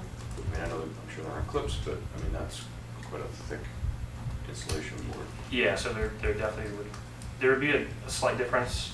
Most of the ECM systems are about 2¼ inches, that's probably actually a little thicker. Is this like an attempt to save heating? It's a look, it's the BMW branding, and. I know, but this is how Europeans insulate their houses. So we're still going to be, by the latest energy code. So this is all on outside of all the wall insulation. So Right, it'd yes, be- I guess it would be an addition, but the type of insulation, the rigid board, doesn't provide much more of R value than what I think that insulation would. Give me your last name. Robarge, R-O-B-A-R-G-E. Personally not a fan. I don't know if everyone else feels the same way, that's one thing. I just think what's there is really nice. I know we discussed this at length when you first came here, and we had a big stink about maintaining this and keeping it like a high quality architectural style, and the application went around and around 2 years ago, and we're pretty passionate about this, so not a fan of updating it to a weaker material. But that's just me, I don't know. What does the board think? I agree. Yeah. Totally. Yeah, I mean, I would add to that, there would be definite concerns in maintaining the architectural look of the building with the separations between the panels that, are definitely part of the design, and then also definitely a concern of change in depth based on that, and what that would do to, setback of windows, and also, I would imagine, along the parapet wall. Do you have to have a larger, flashing cap at the top, change the look of the building? So That's actually the IFAS rendering, just still for show and transparency. This is the image that you loaded afterwards. This is the yellow Gavon metal, and this is, hold on a second. Wow. Yeah. Hard to tell the difference. Huh? They're very similar, yeah. So, so just a hint of, especially as the sky stayed the same. This is really record construction. There's probably about 15 seconds between this cloud and this cloud. So anyway, I wish we could build that fast. So the looks from the distance may be fairly similar, but then the material itself is a very different thing when you're up close. Yeah. Also, would you have in the IFAS version, the lower panels, are they gonna be somewhat reinforced? Because IFAS does not like to be bumped against, and this is a place with cars. Correct. Very close to cars. Correct. So cars were concerned, snow blowing, plowing. Not you see a lot typically more architects that are on this board are told you do not use IFAS below like 8 feet. Because that's going to be completely damaged in no time. And so this is a car dealership. So I don't know. It's part of the. So, would you like a letter that officially says the board is not in favor of this, and That would be. do you want a flat out rejection? Is that Clay, and not say, nothing collaborative, say come back again, or try again? Depending on, if your rejection letter indicates the rationale. Okay. And that would be I'll say it's not in fitting in style and quality with Darien. And concerns about the longevity of EFS, the use of it in adjacent to driveways, and snow plowing, and the proximity to 95 with proximity the night, and with the weight. would the maintenance and longevity? Those would be appreciated, because frankly, if we have to do EFS, this project's going to get delayed several months. People will be out on scaffolding in the middle of the winter, and we really would like to finish this up if possible. Okay, great. I will get that in a letter and get it out to you. Thank you so much. All right, thank you guys for your time. Of course. Thank you. Are they resubmitting in October, or are they? Not resubmitting. Well, you'll get a letter. You can do what you want. That's great. As you can tell, I will be blunt. Thank you, appreciate it. Love it, okay. And we're our final application of the evening. We're at ARB 27-2024. It is 1 Thorndale Circle, a No on the front, is there? new apartment complex being proposed there. There's one right next to mine. Oh. That's an easy one. Perfect. This is where it's going from. Then you have to do we should bring an attorney. Yeah. He's practicing. So there are two versions. I have too many attorney jokes. It's all good. Okay. Gentlemen, while he's setting up, can you guys each introduce yourselves so we can get it down for records? Sure. I'm Jason Williams. So I am a landscape architect with SLR. Just go to the Federico Soifer, this one right here. design director of KTGY Architects. All right, I didn't get any of that. Federico, what is your last name? Soifer, S-O-I-F-E-R. S-O-I-F-E-R. I didn't get the titles. Is he principal? I'm a design director. Which firm? Okay. Which firm are you guys from? I'm with Vice President with Trammell Crow Company. Michael, I'm sorry, spell your last name. ADAM. Jason is with SLR. I'm Federico, I'm with KTGY. And Jay? SLR.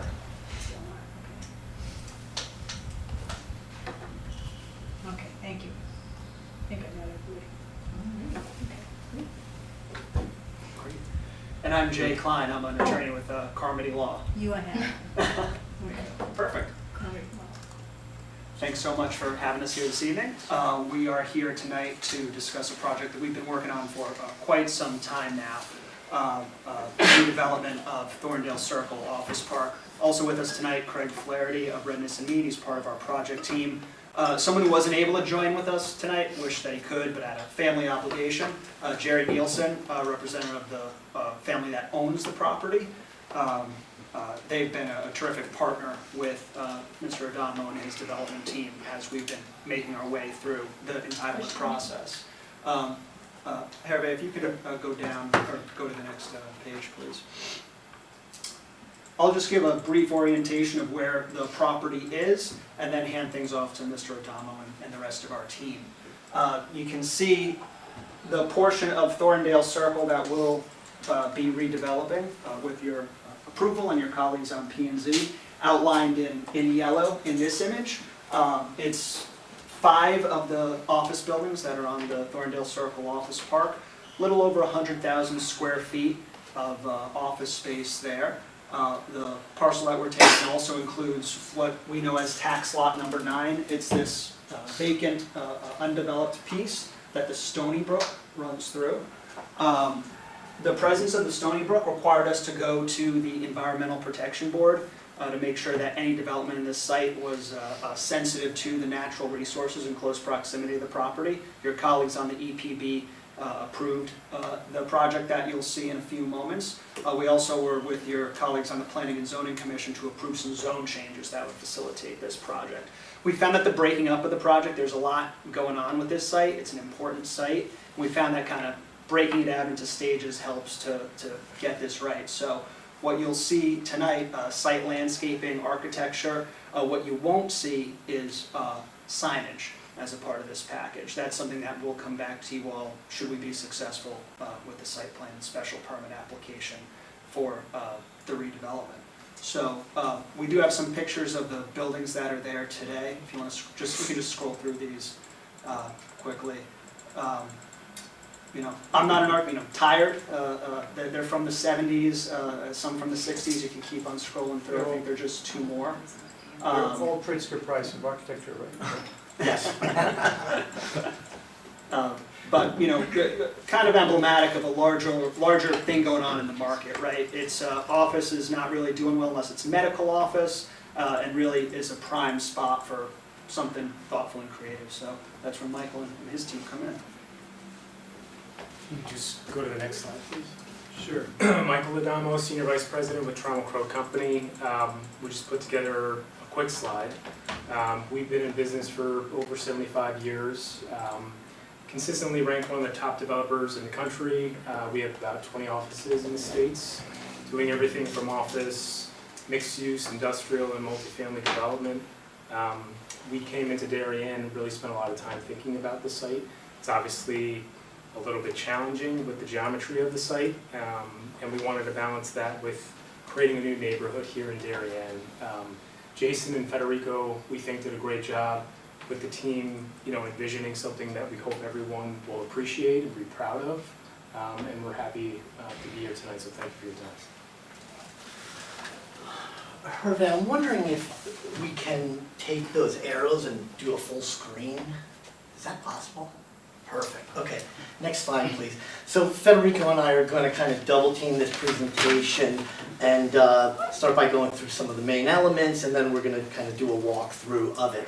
When we started this project and really looked to try and vision it, we took our experience for complete streets and tried to merge it into this, as you said, apartment complex by looking at how can we create streetscape character at the intersections, in parking areas, and then the use of permeable pavers, but also incorporating a lot of infiltration so that we can contain all of the stormwater that's hitting roadways and buildings, treat it for quality before it discharges into Stony Brook. Currently, all of the rainwater that falls on this site just discharges directly into Stony Brook. It's a little disgusting.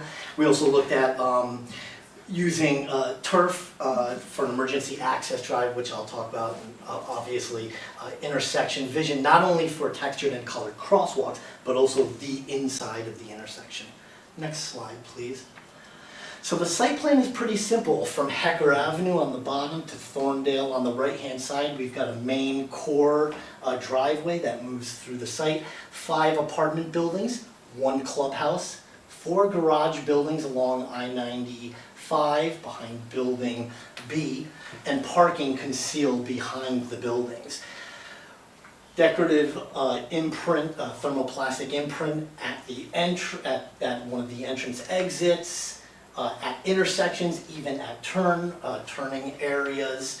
And what we like about the site plan is you kind of neck into this really kind of, I don't want to say urban, but you know, this really romantic area that then opens up into our large stormwater eco park, comes around, necks back down, and then opens up again going to the clubhouse. We have trails around 2 stormwater quality basins, which I'm going to get into, in an amenity space around the clubhouse.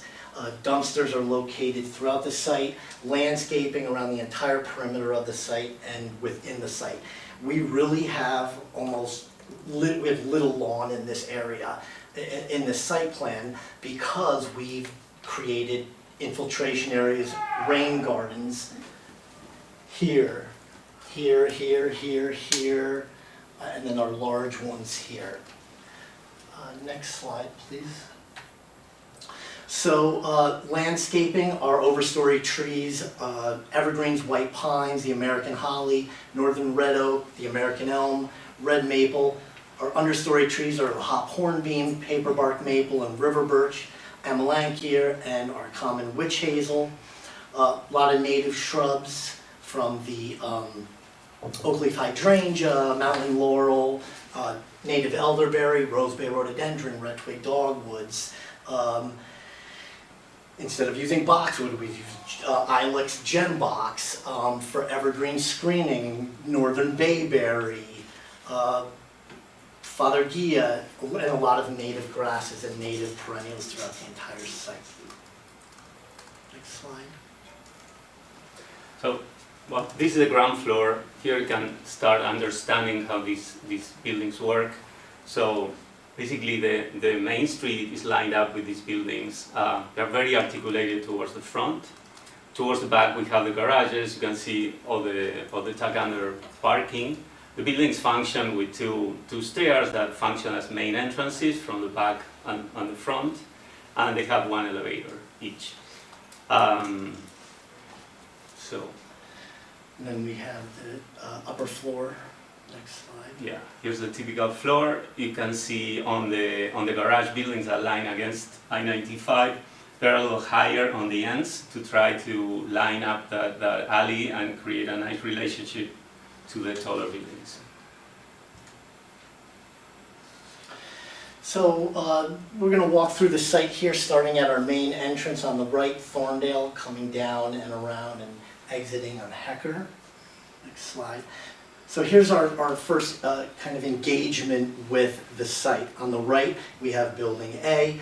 Straight in the back, we've got our focal feature of the clubhouse. On the left-hand side, which you can't see other than the shade elm trees, we have plantings of the American hollies, the dwarf butterfly bush, and the bayberry. And then on the right-hand side, we've got an entry plaza space with seating before going into Building A. We also have a side entrance with a plaza out in this area, and large masses of plantings. Here you can see the grass is Deschampsia, Rudbeckia, and in the back, the purple, that's actually white flowering oak leaf hydrangeas. we have light bollards, and then off the sheet, we have river birch, which are coming around here and wrapping around with a back planting of witch hazel, where we have a detention basin in the rear. Decorative crosswalks, dogwoods in the background, and an alley of hornbeam trees. Bird watching is gonna be off the hook. Bird watching is gonna be big. And that this isn't even everything here. Next slide. But here we can see the character of the architecture. I would say it's traditional, contextual. There's a lot of verticality. We have background and foreground elements. We have one bay projections for the living areas, and then we have double width towers for the main building entrance. And with those elements, we articulate the buildings. They're shorter. Building B, here the one that you're seeing is the longest building, so we have a couple of those tower brick elements along the facade. Right. I think when I'm looking at building B right now, and not to start commenting, but immediately something that I see is that there's only one tree in front of that very long expanse. And so I think an opportunity to break up when you have such a large facade like that, maybe kind of look into those details, but I interrupt. Please continue with the presentation. Yeah, and this is one of the color schemes. So to create some variation, we propose two color schemes based on local architecture. This is a little bit darker. Specifically, this building A has more balconies on the bay projections facade, but because it's not facing directly to the street. But the rule is that the main facades have bays and stoops, and the rear elevations have more balconies and the garage doors. So it's more perfect. Hard to read. I wish you could do. Can't do a plus if I'm me. There we go. That's what I was looking for. Okay. The brick and the cement panel base have this rhythm, this trim kind of grid to relate to each other. Is that your operating window that's yes. trimmed in white? Mm-hmm. Yeah, all the windows are white. Well, the other ones don't have as big of a frame. I guess you can't read it. Right? Yeah, on the ground floor we elevated. We have like a new wall to create a little bit more privacy. That's the back facade. Mm. That faces 95 though, right? Yes. Yeah. Correct. It's not an excuse. Well, you see. Yep.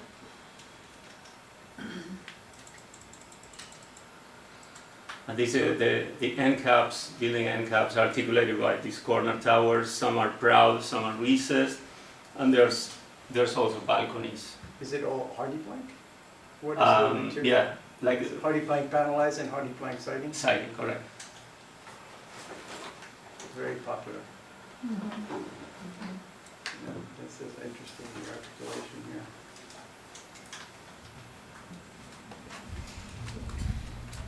I'm refraining from. Yeah. Okay, so you get. All right. It's good to see at this scale on the screen because otherwise they're kind of small and dark looking. So should we move into the? Yeah. Do you want to move into the clubhouse? Clubhouse, yes. Okay. So let's see the clubhouse. So we're going to do what somebody asked me to do before. Thanks. There we go. Here we have an east view of the clubhouse. Faces the exterior amenity space. So it's a traditional massing with a little bit more contemporary take at more glass and a little bit more festive. We are very intrigued on the use of. We're trying to lean on the use of wood. We're studying the interior, potentially doing like mass timber, but we definitely want to celebrate the qualities of wood inside and outside. So here are the flat elevations. The facade looking, the pool is going to have two exterior fireplaces integrated into the elevation. There's a deck, central deck, that is facing the interior open stair and elevator and at the center of the building. The entrance is highlighted by a gable. We're playing the game of opposites, like off-white and wood, to create some contrast. Here's a detail of the plan. 2-story and a half structure. 3 stories, partial per story. So we have the 2 main rooms, those 2 wings. Stair and elevator in the middle, and a series of double and potentially triple-story spaces facing the pool. Sorry. Yeah. You're okay. Yeah, this is the pool house, bathroom, and pump room. It's a more utilitarian building. It's trying to resemble a little bit like a shed, but it's complementing the main building.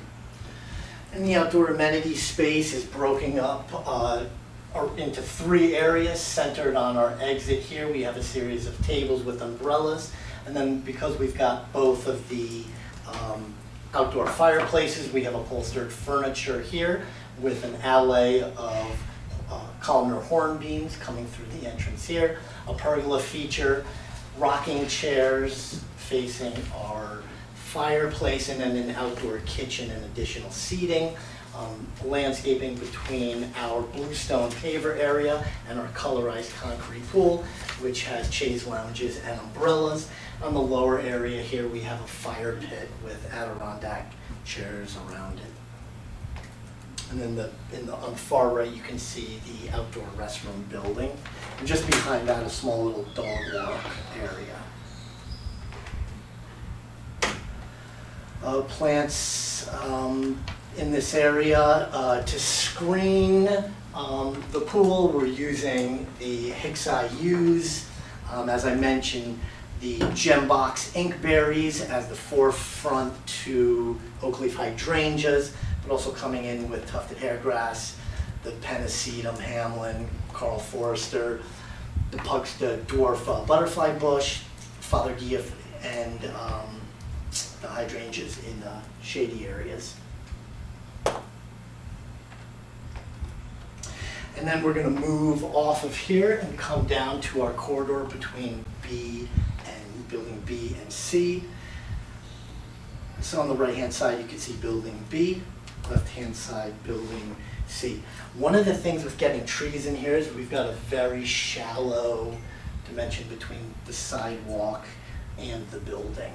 And we like that because we want to densify this streetscape a little bit. We don't have retail here, and so there's not going to be a tremendous amount of people. There's not going to be a lot of shoppers walking on this. But having the landscaping, so here on the corner, here before the crosswalks, we have low bush blueberry, which you don't see very often, hop hornbeams, and our elms that make it down the corridor. In our parallel parking spaces, we have the permeable pavers. What's the distance roughly between building to building across the street? That's a good question. I think it's about 60 feet. Is it 60 or less? It looks like it's less. Oh, here, I got 56 on the 24, plus 8, 24, 16, 10, maybe 4. 24, 16, 10, and 4. 54. 54. 54 feet. Most of this, a lot of the streets in Darien are 50 feet of asphalt. The majority of the streets in Darien are 50 foot of asphalt. No, that's not correct. That's not correct? No, the paved width Paved of area? a town road is between 26 and 30 feet wide. The right-of-way entirely Oh, the is right of 50 way. feet I'm wide. sorry, that I misspoke. That's the right of way is 50 feet. I knew there was a reason I Right, could. right. Thank you. Sorry. Right of way is 50 feet. So it's not a very wide. My point is it's not very wide. 54 feet between buildings is pushing the street in. Just for, again, just to make sure you. There's always skinny cultivars. Huh? There's always skinny cultivars. In our minds when we were planning the project. We thought that it might be a good thing because you create an intimate scale, and that's exactly what we wanted to do. We wanted to create a very pedestrian-friendly environment. And I think I remember about your comment about building B, because we had the same concern about the length of the building, articulation, talking in the team, the repetition, all that. But we started thinking about how do we break this building. We create a recess. We realized that recess, you wouldn't even see it from this point of view, which is the 99% of the time you're going to perceive these buildings in perspective. So then when we studied, we thought that it was more effective to remove a couple of bays and create that 3-bay element in brick, because it creates a gap. Mm-hmm. And with the trees and everything, it's like, okay, maybe it's fine. That movie is fine, because we're always thinking about this in 3 dimensions.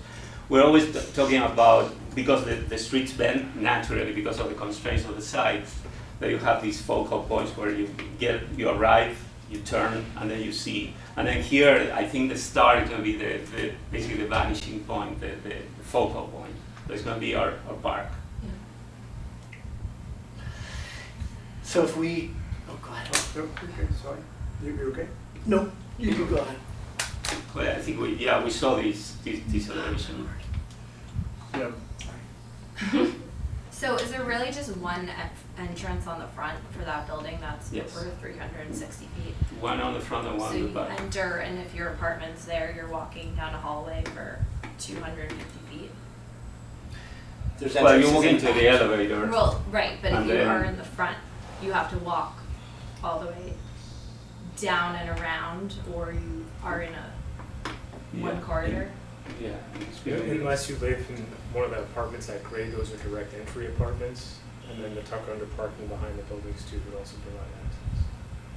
But I'm just thinking, you're talking about pedestrian friendly, that doesn't seem like a very, Well, the units, appealing every kind time of we kind of have the opportunity to see all these canopies are entries, basically. But they are private entries, they're not common entries. so are the renderings not showing that where? it's Yeah, actually- they are, but there's so much The door vegetation is that here on that face. you will have to. Those are just, to your point, there's the first floor. The whole second and third floor don't have those. They would go through the entrance. None of the apartments are double. No, right now, no. And is that like egress, so there's just It's two exits? egress, for that- exit, it's for the that? units, So the canopies. Maybe what are they for bedroom configuration then? I'm sorry? Bedroom configuration, what are the bedroom, is it 1-bedroom units, We have 2-bedroom? studio to 2-bedroom units. To 2-bedroom units, and how many per building? I think building B is the largest with 59. 57, yeah. And then the balance of the buildings are somewhere between 25 and 30 units per building. Total 175 units. So if you lived on the top floor, where would you enter? You enter with that signage under the canopy, says Right building there. D, you walk to the elevator, the center of the building, and then you, through the corridor, you go to your unit.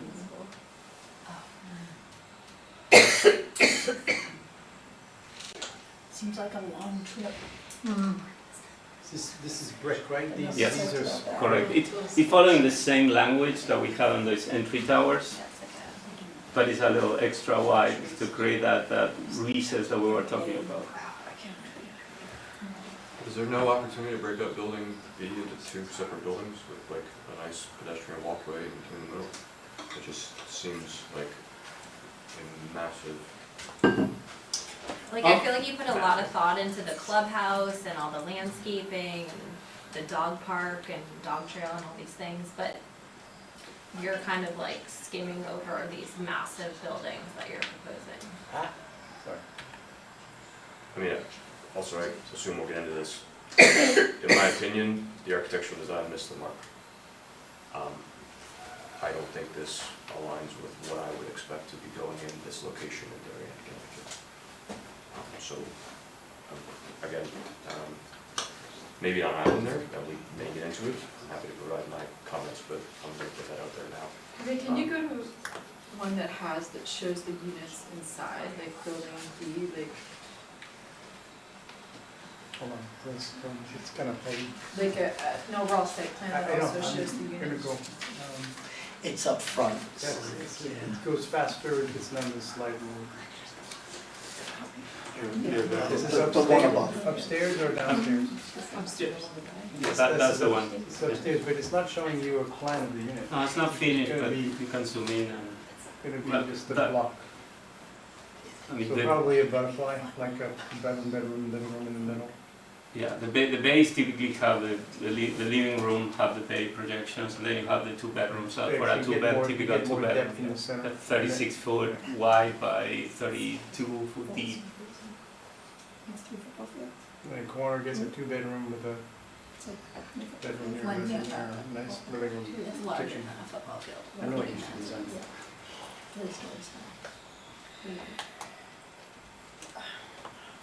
I just feel like something like Kansas. So I'm gonna, Yeah, go ahead.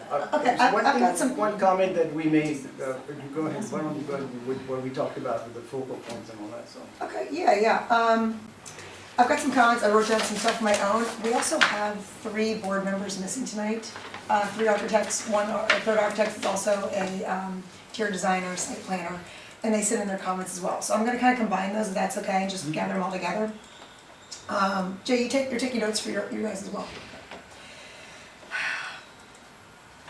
Thank you guys for your Should thoughtful we finish? presentation. No, yes, I mean, sorry, we're kind of going, yes, yeah, I guess. I feel like we've all studied this we'll go- very well, so we're. You know it. We know it, but yes, so I'm We'll trying to just go keep through time real going and quick. move We'll go and through real collaborate quick. here, okay. Not that quick, Carl. Well, I'm just trying to catch up, this goes faster than the slide, because the slide loads each document, so I'm just gonna go where we were. Okay, there we go, so this is. Garage is behind. Okay, the garage Building is B. Face, yeah. Yep. Okay. As we move down the corridor from Building B, Building C on the left, this is when we start to be able to see the park in the distance and the bridge that's bridging over the 2 stormwater quality basins. Next. This is the other color scheme.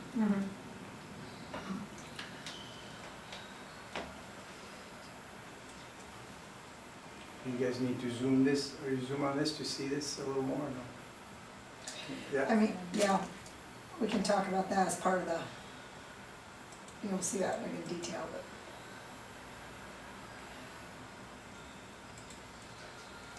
Right, okay. So balconies, recessed, garage. Jason, you want to talk about- Yep. Yeah, keep going, you wanna keep going? Yeah, let's go to the You're an next slide. excited role, it's fun to hear you talk, your excitement is translated. Through here.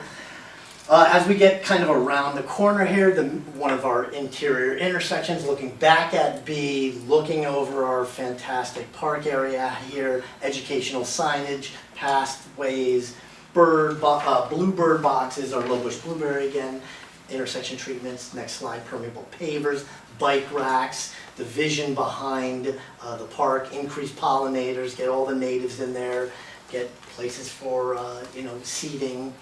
Next slide. Mainly very too simple, stabilized pea gravel walking paths, a lawn seating area to the north, and then our basin plantings. Also to note is we're removing all of the invasive plants along Stony Brook and doing a restoration plan for those as well. Big grouping of serviceberry trees underplanted with sweet fern, our emergency access drive. These are all the plants, which I'm sure you've looked at, all native, fantastic plants. Seed mixes in orange and pink and in blue. Are there any knotweed problems over there right now? There's no knotweed. None? No. Mugwort? There's some mugwort, but it's mainly bittersweet and rugosa, not rugosa rose. Multiflora rose. Okay. In there. The only reason I would ask is some of your, you've got a lot of space, right, between some of your plants. Like you have 60 inches on your Joe Pye weed, and at that rate, if you can't put the mulch there, like I'm worried that something's gonna come in and then it becomes a very expensive headache to remediate. So I'm wondering if some of those plants can just kind of tuck in a little bit closer. Most definitely. I don't know why that would be, because the Joe Pye weed, is never filling up that. Yeah, it's usually, like 2 feet. Oh, that's because we have the on center. Yeah, the on-centers, yeah. It's a mistake. Okay, yep, all right. We that's have fine. these planted so dense. Okay, that nothing's gonna. And through EPC, we developed a landscape management plan. Okay. Which I believe we submitted. Check that out, it's really, really great. And in fact, on our landscaping plan for this area, lower left-hand corner, we've identified notes on how we're going to plant the basins to mitigate erosion. To give our board a little bit of color, the reason why we never see this is that this is an expensive headache, and it's a lot cheaper and easier to put a couple trees on some grass. So that's why we're, like, these are all fun colors. Most people wouldn't try this. Cool. Good for you guys. And if we come back down, we're looking back at the park and that intersection and, half of Building B. If we turn around, we're looking back towards Hecker Avenue with Building D on our left, Building E on our right, permeable pavers in the parking areas, again, bringing in the buildings. We also provided a foundation landscaping plan for the area, kept it very, very, very simple. And then the architecture of these, which I think we've seen. Yes. And then here's Hecker Avenue looking down into our It's a very tall person. corridor. Very tall person. He is pretty tall. Yeah. Not in China. What's wrong with tall people? There was maybe a Chinese rendering. Is that guy like 10 feet Could be tall? a Chinese rendering, but he's very tall. There's It's a lot of- it's on the foreground. Yes, there's a, there's a lot of. Still, he works out. Can't fit into that room. For the building. Okay. So, we'll stay on the tall person. So some of the comments. The positive, I really like what you guys are trying to do with creating like a pedestrian-friendly scape. I think it's a great idea. I think that's what you have to do in a complex like this, and you have this special enclave where you can do that. And I think, especially working with someone like Clint Flaherty, who knows the town so well, it's a really smart way you've gone about that. I also, the thing I do like is like where how you're trying to create a moment at the corner of the elbow bend where the two roads meet. I think that's a great opportunity there. You're trying to be introducing the park and the road meets there, and you're using a lot of fun, playful pavers and stuff to kind of bring that moment together.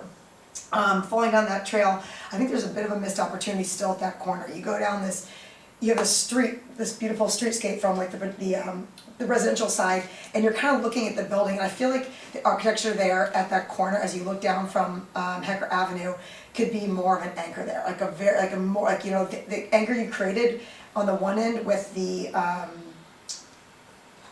clubhouse. It's almost like that could be there, or that should be almost the anchor along Hecker Avenue, because that's the residential side, that's what people should be seeing as you go to residential, whereas the post road side, that can be more like, this is where this side almost more speaks to. But as you look down that road, I think there could be an opportunity for like more of your architectural foundation there. Some of the comments keep going in that, so I ad-libbed a little bit there, but one of the comments was this could be, as following on Mr. Humphrey's comment, this could be a development in the middle of the U.S., anywhere in the U.S.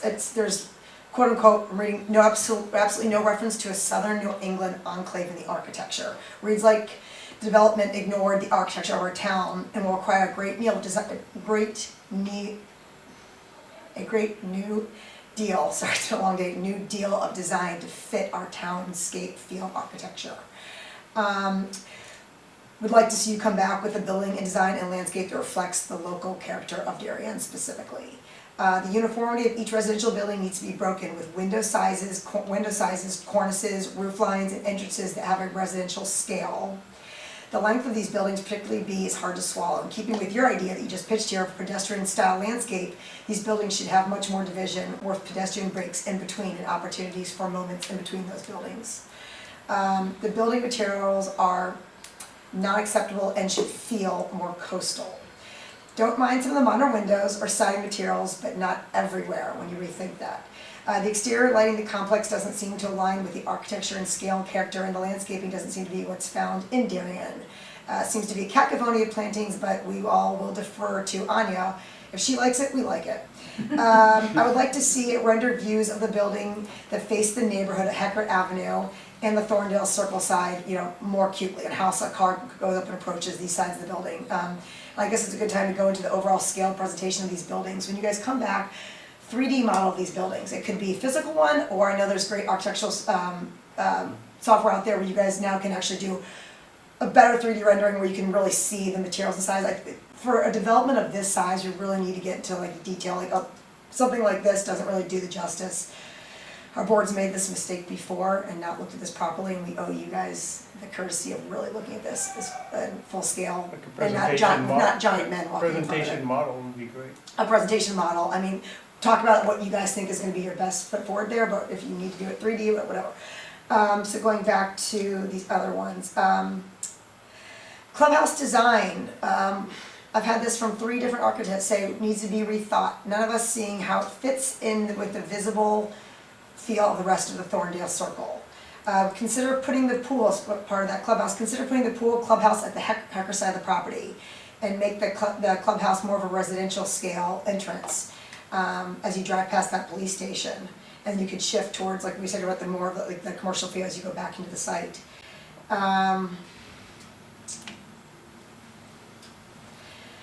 2 more comments about the size of the units. It's overwhelming. Maybe that could be addressed with breaking up the buildings a bit and putting divisions in between those, but it seems overwhelming in size. It will be large. That's planning and zoning's area about what density goes here. It's from an architectural size. It seems overwhelmingly heavy. Sorry, I'm almost done.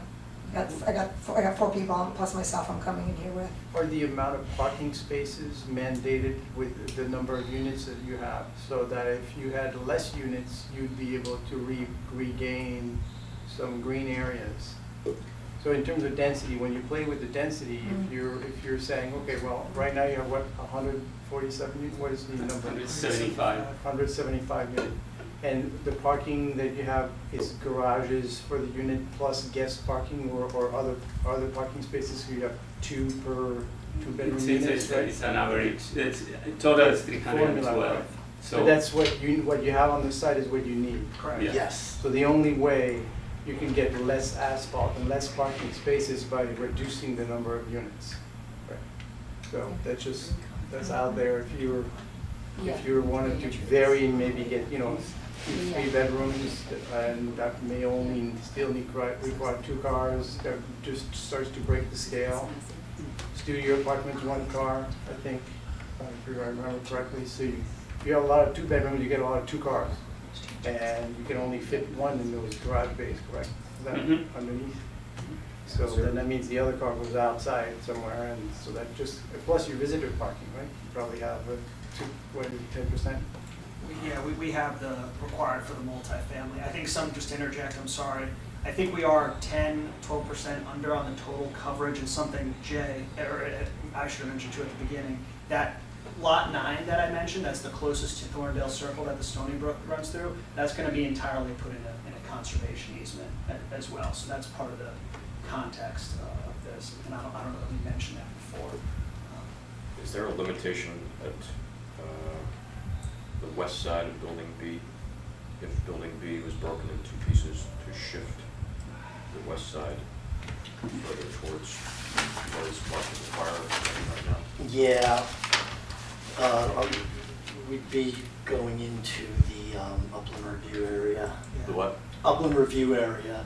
And that was a challenge that we talked about kind of the other boards that have seen this project. One of the challenges that the folks on the EPC gave us is, we want to keep the upland review area, the portion of the property that's 100 feet, within 100 feet of the Stony Brook, keep that as undeveloped as possible. Really make that an opportunity for landscaping, get hardscape out of there.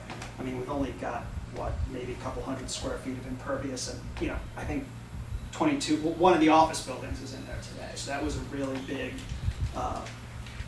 deliver to the, in terms of the environmental side of this thing.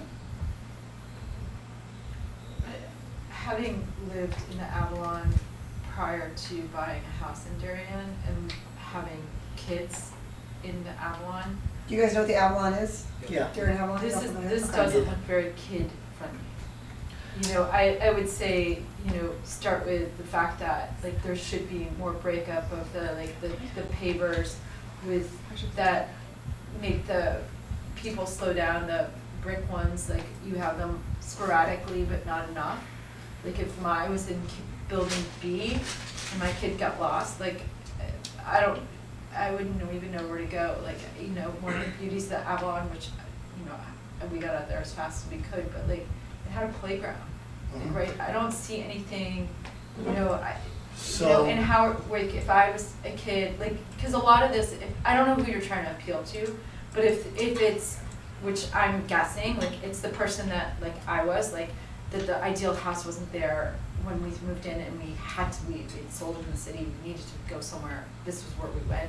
And I don't know whether you're looking for long-term or short-term or whatever that you're looking for, but, like, let's say, or the person that's renovating and they need to go in, like, where's the person taking the bus? Like, how are they, am I supposed to be walking from building A all the way down to the beginning of the entrance for my kid to catch the school bus? Like, What you're getting into is a target audience, and I think we have a story for that.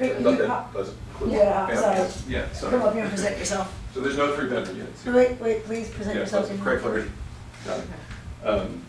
I think you're getting the target audience, which was the question, right? Yeah. Which is really down, all the way up? Yeah, yes. Let me show you. Which is downsizers, right? Okay. And empty nesters is target, or young professionals. And are they buying, are they leasing? Like, what are they doing here? They're renting. The rentals. Right? And so intentionally, these are 1- and 2-bedroom units. You do not see a lot of school children in 1- and 2-bedroom units. And so that's not a part of the target. And that's why some of these decisions led to this design. That's the only point I want. Well, I think 2 bedrooms do lead to that. Like, I would not agree with that. Like, I think you are gonna get kids with 2 bedrooms, because, like, There will be a handful. There'll not be a the lot. people like us that, like, I've had it, you know, I was about to give birth to my second child. You know, one lived in one room and we lived with a baby in the second. That was all we could do. Like, you know, there isn't a lot of stuff out there. So I don't agree with that. Like, I think you are gonna get some kids. You are going to Like, get right? some. Some, maybe It's not a be small everyone, amount. but then, It's not driving but then the let's just design.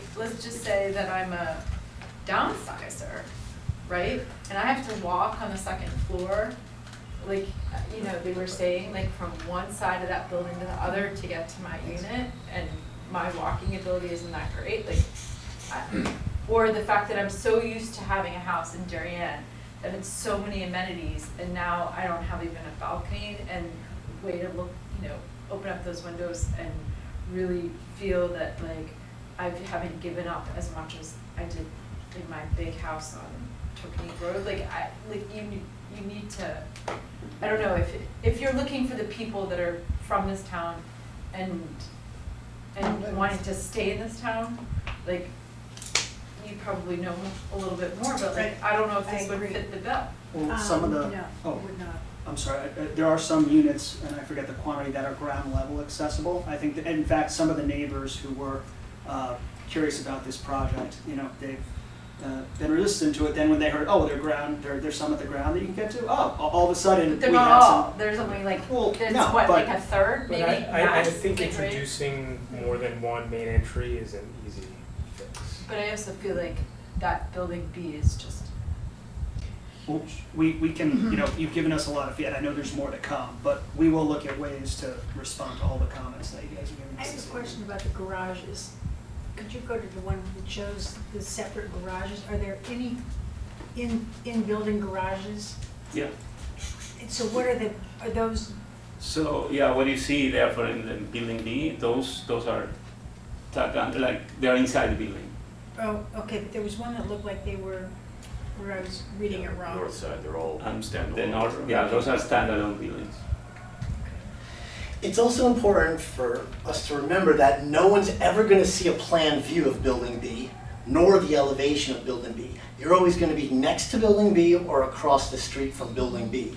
So if you're walking on Building B and you get to this 1 car, 2 car, 3 car, 4 car, 5 car, 6 cars, you're only walking by 6 cars. That's really nothing in a downtown streetscape. So it seems like it's big because we're looking at it in plan view and elevation.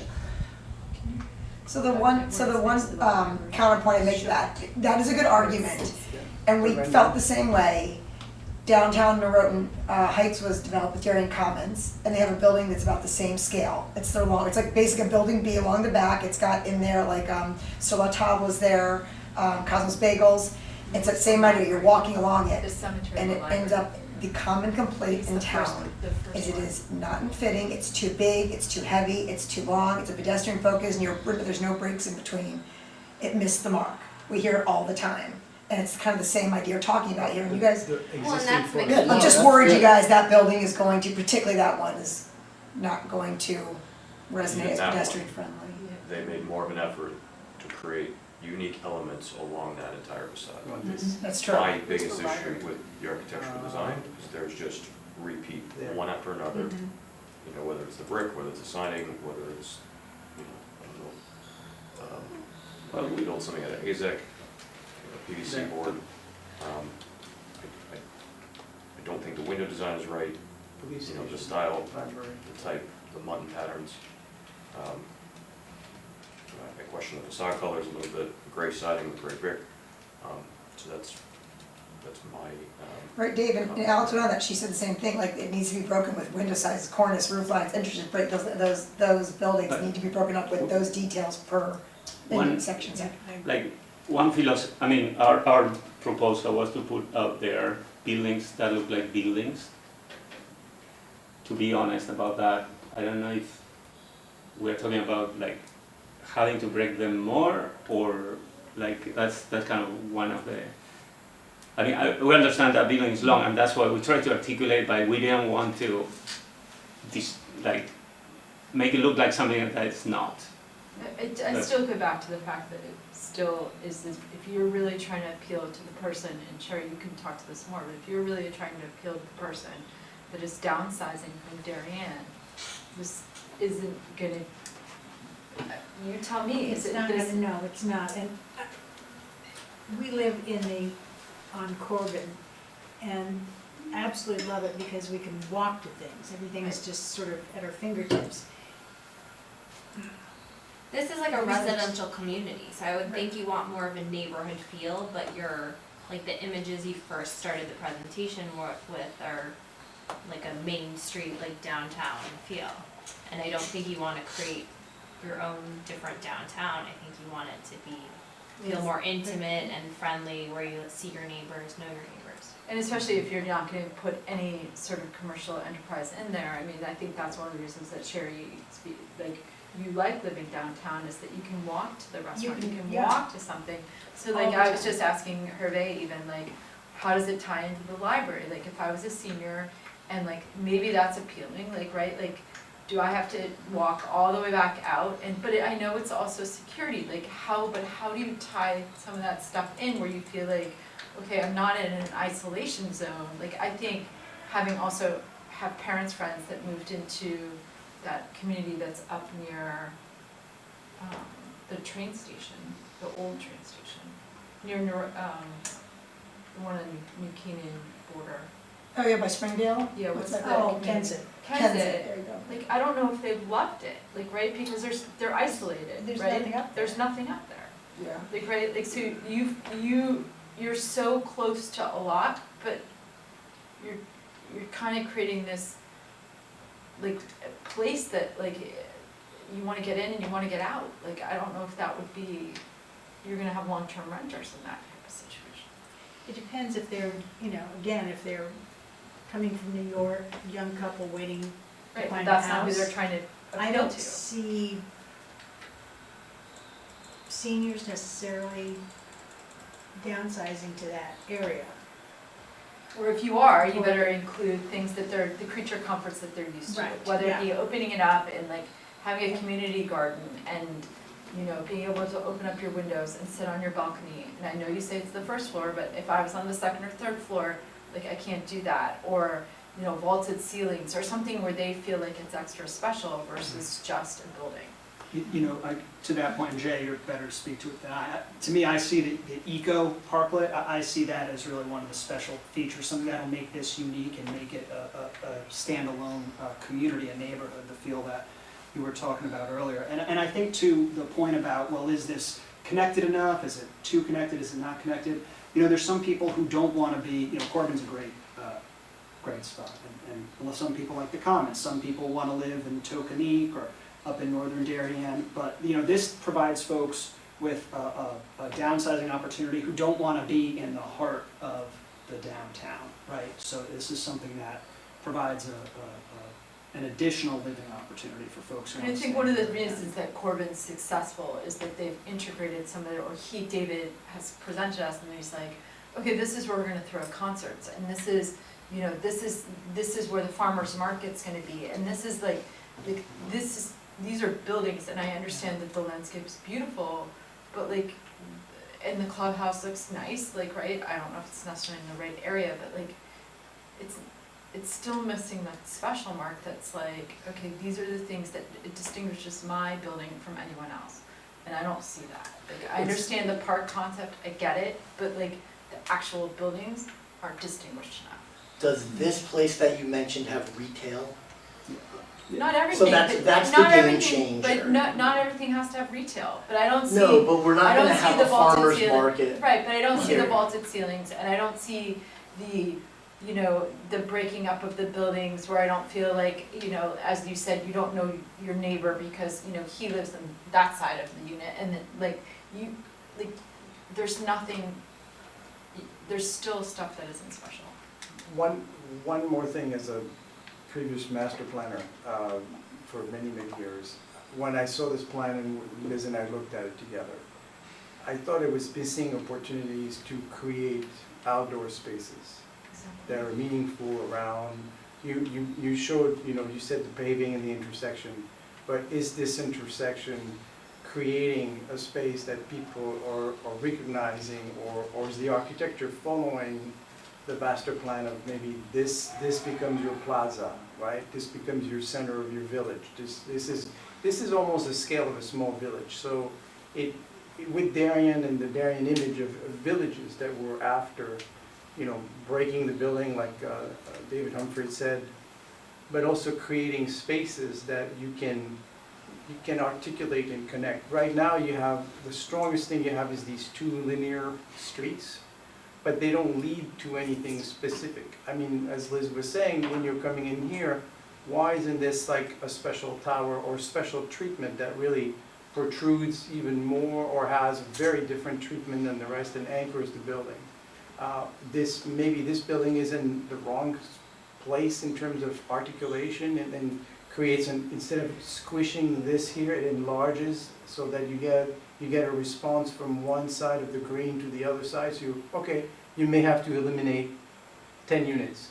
Okay, that gives you a little bit more space in the back for less parking, but you may have to kind of massage the plan so that you have moments along the way in this, and maybe the building B loses and has the entrance in the middle, so you don't have to walk from this end to this end on the second floor, but you come in the middle, and your middle is celebrated. I understand what you said when you said you wanted to create buildings that look like buildings. It's very tricky when you have a very long building. How long is this? I'll like to ask the dimension of the length of this building. It's about 280 feet. 280. And just to say, the Chinese don't allow anything longer than 200 feet in their urban design. Just as an aside, which means we're not doing anything in China here, but there's a reason they do it, is because there's a maximum that's just starts to be out of the human scale. And it's for pretty sizable communities when this is only a 3-story building. So you're really doing this very long stretch without the break at 100 foot. So if you had something that's carved out in the center, maybe this starts to work together, this works together in itself. And I don't know about that angle here. It looks like you have room to do something maybe different that kind of hugs each other. I think that where everybody's reacting is the linearity of your design at this point, not really fitting with what the desired image of what this community for Darien would fit like, right? Well, I think it's also just missing the New England, the feel, it's downtown New England. And I can appreciate you guys you deliberately didn't go for that, but unfortunately, and I think this board a lot of times is up for that. We love to something that totally breaks from the mold, but like in this case, I don't know what it is with the site and the size, the scale just calls for Yeah, and we've to seen bring it. different styles. We've seen, Right. more like a warehouse style, and whether we've actually The seen one or- Shake Shack across the street was like, everyone thought we'd hate that, we loved that, like that was that unique. Yeah. The one they're studying behind the Italian place near the train station right now, remember they showed us the building that had, the one that had the sharp point? Mhm. They Oh, were yeah. trying to do this like interesting Lincoln factory feeling, as like kind of industrial / design with residential look at, it's kind of could be, because it's very challenging to stay within 3 stories. I mean, I know, it's just really not easy. And so to articulate that, and then at the same time just create spaces that kind of bounce off each other, that would be really cool. It's a great site. I'm gonna go back and harp on it, but like, really, if your audience is the people that are downsizing, look for those amenities that they're looking for and try to, incorporate some of those, whether, I understand the park's there, but, a connection to other things and places that they can conversate besides that one clubhouse. Because you won't get that type of person unless you put some of that stuff. This site plan was not designed for the downsizer. It was designed for the downsizer and the young generation, people coming out of New York City who are looking for that sustainability factor and maybe more of a modern slant living in New York City. I still think there needs to be more connection to this area, like it's just an apartment. It's also a vast change to what is there, not that I have some kind of deep love of 1960s architecture, in fact, like the ARB might have been started because of those buildings. The timing is a little sus. But I do, it's mature trees. There's a beautiful sycamore that I, drove by and I was like, this should be the center of the plaza.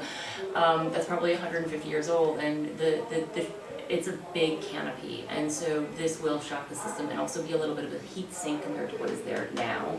I think more trees in the parking will help.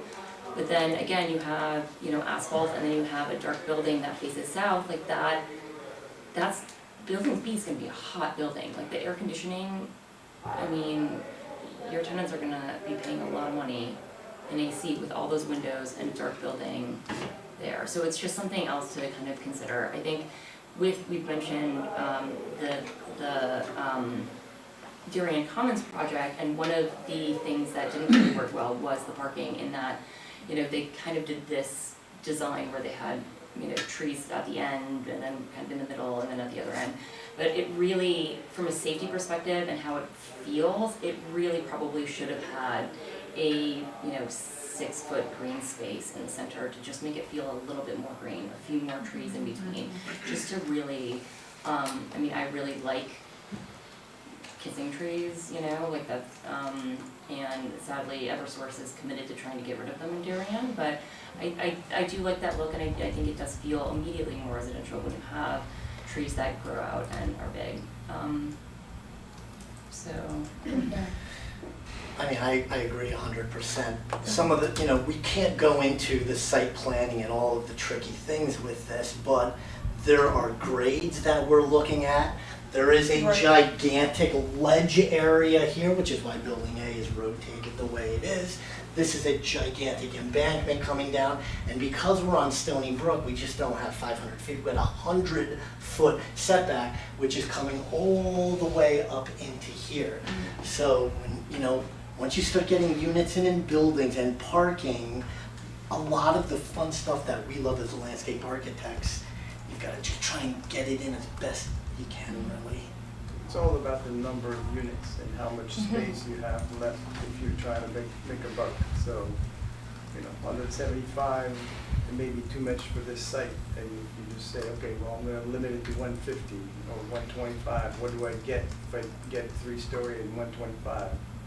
And you start having room that you didn't have before. So it's up to the developer to work his pro forma and his financial models. Like, not saying that's easy, but that's where it is.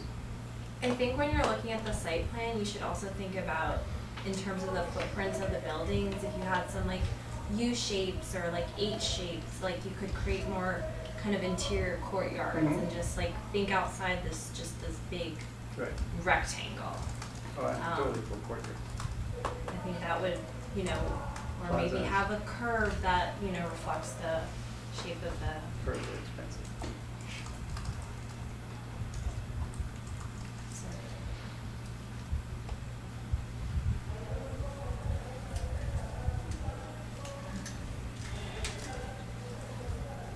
All right.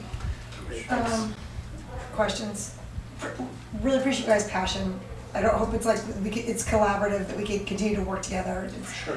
I think this is gonna, assume this is always gonna be a multi-step process. People hate working at the ARB sometimes because we like to spend your money and we give you our time. But stick with us, I think we can get to a big space. Jay, you've been with us before. I mean, you know, we can get there. I'll be back again. Yep. Yeah. So when you come back a second time, can we look at doing a 3D model of sorts? I don't know if it would. Renderings. So, yeah, I get some renderings from Hecker, so that Yeah. we can understand the public who's driving by, you know, how these buildings are gonna look, from that angle at least. Because other than, you know, obviously our opinion of being in the middle of the space and looking around, we can be mindful of how it's gonna look to anyone else coming by. Yeah, I don't know, we're at the point where you can summarize kind of main stuff, but. Can you? A lot. Can you? That's not our summary. Yeah, I mean. The recording is available online. The recording is available online. Right, yeah. You can go check it out. Why don't you It's start with Saturday eight? night. Why don't you start with Yeah, I mean, I think we've all spoken about Building B. You know, I think there should be a hard look at whether there is any opportunity to split that up into two buildings. I have a hard time getting comfortable with that in its current mass, almost regardless of the architectural design. So I think that's a big point for us. And like I spoke about earlier, unfortunately, just kind of the overall design of these buildings, I would like to be revisited. Again, I don't want to just say we're looking for one style, because that's not the case, but again, I think for me, kind of the repetitiveness of the building elements and the facade materials, you know, it's tough, because it's a big site. There's a lot of work and effort and thought that has to go into finding the best solution here. I don't know whether there's an opportunity to tweak from one building to another, or you just generally consistent all within the same theme, but yeah, I don't know, it's a tough one. I mean, if we had Old Kings Highway north of here earlier, you guys probably saw that. That is a much smaller project, but what they presented, and especially what they did from last month to this month, and making some tweaks that are somewhat small. They weren't changes in massing, but the changes that they made in the shutters that they used, and you know, the architectural details of the cornices and the width of the corner boards. All those things made a big difference in how that final product is presented to us, and you know, how we will opine on kind of how we feel the final product will come out. So again, different design of the project, but you know, potentially look around in town. Said that, you know, previously in this room when trying to help you know, guide a project. We're not in a position, you know, we don't have the bandwidth to redesign, and we're in a tricky spot because, you know, we do have our opinions of what we want to see, but you know, we just can only communicate that to you and try to you know, have you go back and do some of the work to bring this back and hopefully show us something that's a little bit different that we can start to get behind. Was Old Kings Highway the presentation that was earlier tonight? Yeah. So similar, smaller scale, similar massing, and it's, you know, 3-story, and it's generally flat roofs, but you know, there were differences in elevation, which I know you have a little bit of, but think, even there, they used color to kind of define, here's one element, and then we have another one, and here's another one. It wasn't symmetrical. I would normally sometimes prefer symmetrical, but I think with the size of these buildings, I would say you probably want to go in a different direction to, again, break up that large volume into smaller pieces visually. The windows are part of that. And material breaks too, right? Did you mention that? I have a different question. Are any of these low-income properties? Though 25 of them are going to be priced at 80% SMI, or inclusionary zoning regulation. And that's by, The new, the P&Z Commission, 2 years ago, 3 years ago, required 14% of all Okay. 14% of all apartments in a multifamily be designated as low income. You mentioned the clubhouse earlier in some of your notes. No, it's okay. I needed a break to think. Yeah, the clubhouse, it just, again, the style doesn't feel like it fits within this development. I think you have an opportunity to do something different, but this, I don't know, it says like ski lodge to me almost. Yes. It is cool, very cool. I just don't know if it's right for here. yeah, it's like, I don't know how it's fitting, yeah.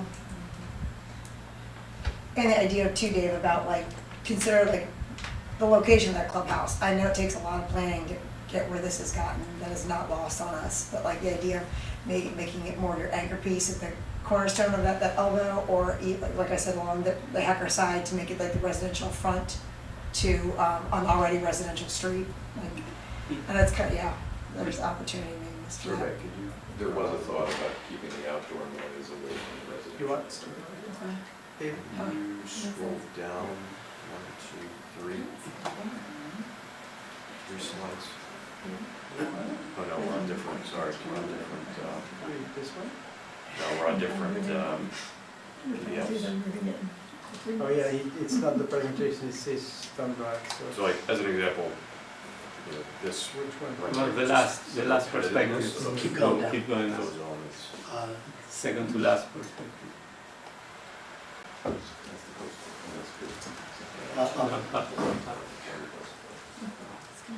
Not The this next one. one. Yeah, keep going. Yeah, that one works, I guess it's just a different view.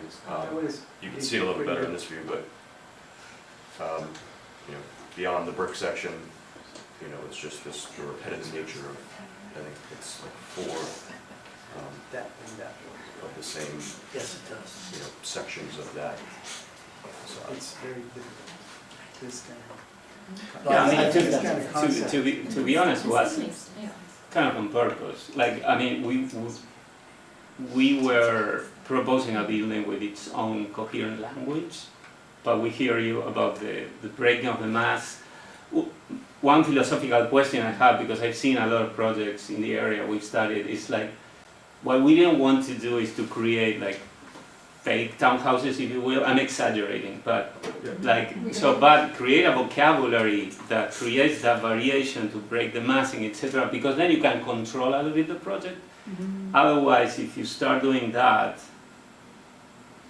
all townhouses, it's then where the entrances are, what kind of thing is this? It's like personally, I think it's more difficult for even the bystander to understand, is this a building, is this townhouses? That to me, that's the challenge, and it's a fine line. Yeah, I've heard, our town historian speaks about this, and she does it in a very well-versed way, but basically it shows like, it's not townhouses, but there's a way to hit the frequency to where it looks like the buildings have come over hundreds of years, to where they're each different, like, and they're not townhouses, but they're different, they have a vocabulary and a music rhythm to them, but yet they're all in their own true element. Like, by the way, and these corner pieces, I like that corner, the next, the brick, I think that rhythm is lovely. It's just past that brick, you lose me. yeah. You know? It's a little. But are you expecting for two different other I mean, the windows are almost a little same too, right? I think beyond that, you need to start looking at, like Mr. Humphrey said. Palettes too made it feel really busy. A Right? little We try to break there's up a each little one of the Santelia. modules with different Santelia. colors and different materials, it just Architect felt too Santelia busy. of the Mm. Yeah, We're trying to avoid that. the machine. But then that's the break in the building you're talking about. If it's too busy, that's why you give yourself relief with a moment in between. It's true. It's very tricky. Tricky If because, it gets too yeah, long, I mean, it's just gonna be too busy. What we Yeah. like about it, Articulate it's some of the this proportions. semantically for significance, well, I mean, this is a very architectural discussion, but this is a building, it has an entrance, it has a tower, it's clear. You're not confusing anybody. When you start doing the grown over time, it's more challenging because the variations that you need to do it's tough to do them right? Because if all the lintels are of the same height and the windows are the same, so how far do you go on that route? This is easy. Architecturally speaking, is the correct way when you're designing a building to have a coherent language. Mhm.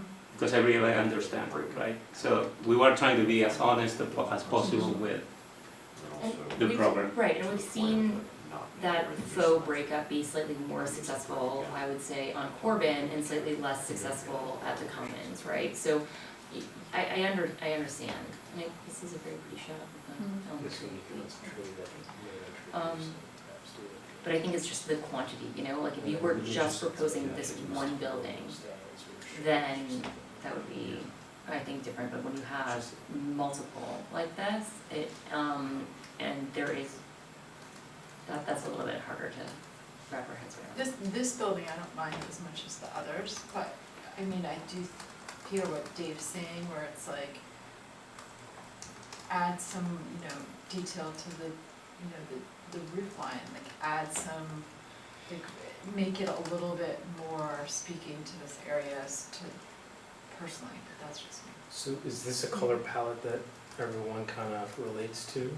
And is it the case that the gray scheme is just not one that reads too well to folks? Because I mean, we're just trying to get. this I think color it's the palette. size of the script, gray.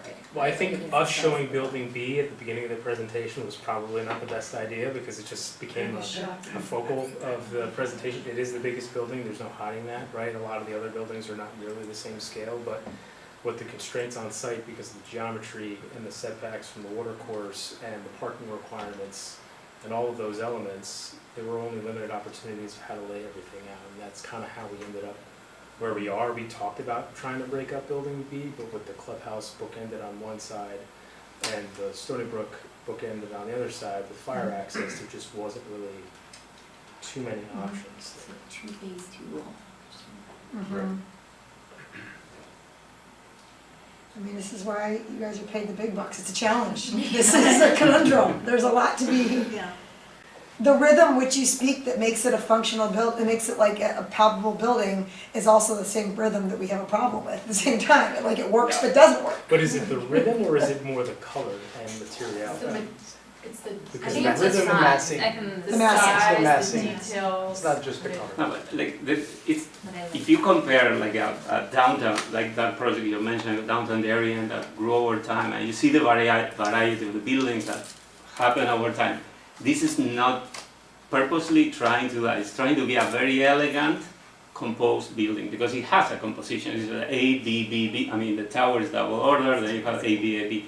That's the honest proposal here. Like we're not trying to do that, but if we need to do that, we're gonna do that. But it's like this is easier as an architect to design that because when you go with the depends how you do it. The fake variety is okay. Where do you stop? Where and then what is this? It's like is it townhouses? Variety is because they want to build a really long building, and you guys want to build a really long building. And for me, not having that variety, just, I mean, it looks like a school or. I think playing with Something else. materials and colors is a simple thing that we can. I mean, Herbert, if you can go to the elevations for a second. You want B? There's no change in like Not windows, deep. no, it's detail. I That's the think big like if your difference. entrance is bigger, like if you look at the plan, it's like a skinny little hallway with like a skinny little stair. Like Yep. probably you did just a code and not anything bigger. I think, you know, maybe having like a more gracious entrance, someplace that's nice to enter. I mean, those will naturally, then you'll have a more kind of prominent articulation in the building. I know you got the entrance next to the stair, but, I mean, it makes the distance of the second, if you enter here, it makes the distance on the second and third floor so much longer. There's another entrance on the back, on the I know, opposite side. but then if you're in here, you're not gonna go to the back. You're gonna, so you, why not enter in the middle? I mean, that's kinda like the standard, enter in the middle, so you have your tree of circulation. I'm not quite getting, I know the stairs are there because you need to have the stairs at egress and at the end, but Like in why one not elevator seems small for get a another building stair in that's there? 300 feet. Get an entrance in the middle and another stair. But what Use to a unit. That's the only elevator is by the stairway? No, the No, elevator it's is, in the middle. the elevator Center. is in the It's center. center. In The elevator is that little bump right there. Oh, okay. Right there. Still. You have to walk all the way So down. you gotta get to To get that, to to the the elevator, then, yeah. Thinking if you've got, And then you can actually go, Packages, if you wanna go to groceries. this unit, you come in here, you go to the elevator, you go up there, and you go back. So no matter what, you're walking. It's a walkable community, but, you know, with I think the with plans of the Fitbit. building seem Fitbit, more oh, look thought. at that, I got 1,000 steps to go home. yeah. Just like I got my the, you didn't show us 10,000 any I forgot my layout keys of in an the actual car. apartment. I just think there needs to be more thought going into these buildings. I think when you start to draw that, you're gonna realize, like, wow, this looks crazy. But as two of our architects said, looking at the scale, and look, it could be the other buildings too, it could be C, it could be D here.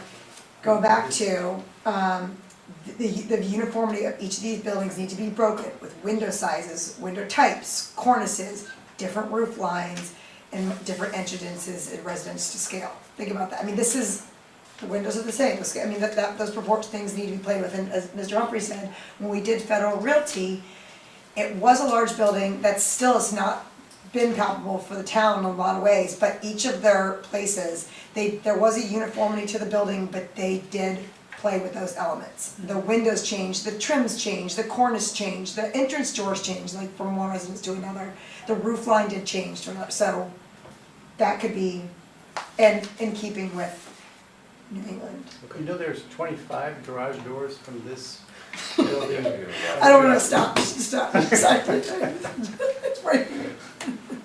Sorry, I'm sorry. It'd be actually kind of fun to do a running track then, really lean into it. Same thing, if you need, if that's your spot and somehow you have to walk this, you're walking along a lot of garage doors. Yeah, that'll be it. So we can go, I'm gonna save time, it's getting late here, I'm sorry, but, do you guys have questions for us? Like, what have we missed in that? Mr. Arbor, do you have something else you want to say? No, I'm sure I do have a question, but, yeah. I wish we could kind of provide, more specific direction. I feel like we're talking in Circles. circles and generals, but, yeah, I don't know, I think you've obviously heard, a good amount of what our opinions are. I think You need to see. To answer your question about, material versus elements versus colors, I mean, it's all kind of together. Again, if you've chosen this style and you want your building to be a building, I can align with that, but I would think there's still a way, whether it's looking at that facade, and I understand, like you had said earlier, we are never gonna see this building like it's being presented on the screen, but, you will still be driving or walking down that street and seeing it, in perspective, which will still give you a sense of, part of what's on there, which is a very large massing with a lot of, similar elements along the way. Jay, your notes, remember to make sure to say, that about the materials feeling more coastal, that's multiple comments I got, part of that. No, we were kind of just chatting about that, and I think to your point, Chair, and we told our team that, we always leave these meetings, at least the first meeting, with some homework, and we certainly know what our assignment is for the next time. If we, I think, have any points of clarification, I'm happy to reach out to Hervé and maybe he can get us additional feedback, but we're gonna digest all this and be back. Also double down on Anya's point about chopping down those 300-year-old trees in there. There's a couple in there that are just absolutely. We're not. The Okay. sycamores along the river there? In the I don't know where the sycamore is. I actually feel like it's Yeah, right where building. the sycamores are on the stream channel, we're not touching. I thought it was like it's seed, like right where like if seed tramples it. I What you're saying, C. like Yeah, I think building C might be on it. I feel like right in the center of it. Could be a great courtyard. I know. Yeah. Um, That is where you're creating your moment. Again, actually. I just drove through really quickly just to kind of like see what was there, and get an understanding for the space. We can take a look at it, we had an entire tree analysis Yeah. done, I think you've probably Yeah. seen it, so we'll see how the health of that tree. Okay. Thank you guys so much for your time. Thank you. Thank you. I appreciate it. All right. We're almost done here, guys. Stick with me and TD 79. Stick with me one more second. Minutes approval for July 2024. We actually, Greer ended up whipping those up based on the meeting because we didn't get those from Sean. So I knew that was gonna Hervé and I looked them over. I'm in favor of them. Any objections? Everyone in favor? No objection? Favor? Okay. Great. Mr. Humphrey, you? Okay. So the minutes are approved. Hervé, do you need me to sign those? The minutes? Yeah, I Does this don't make- have them, but Do I need to sign something? I thought I needed to- Usually you sign them. I think so. All right. It that's may be okay. in this My bad. pile of Okay. gazillion. Any other business? I'm not allowing. It's 9:44 PM, so we are going to adjourn. It's like, thank you guys. 9:44.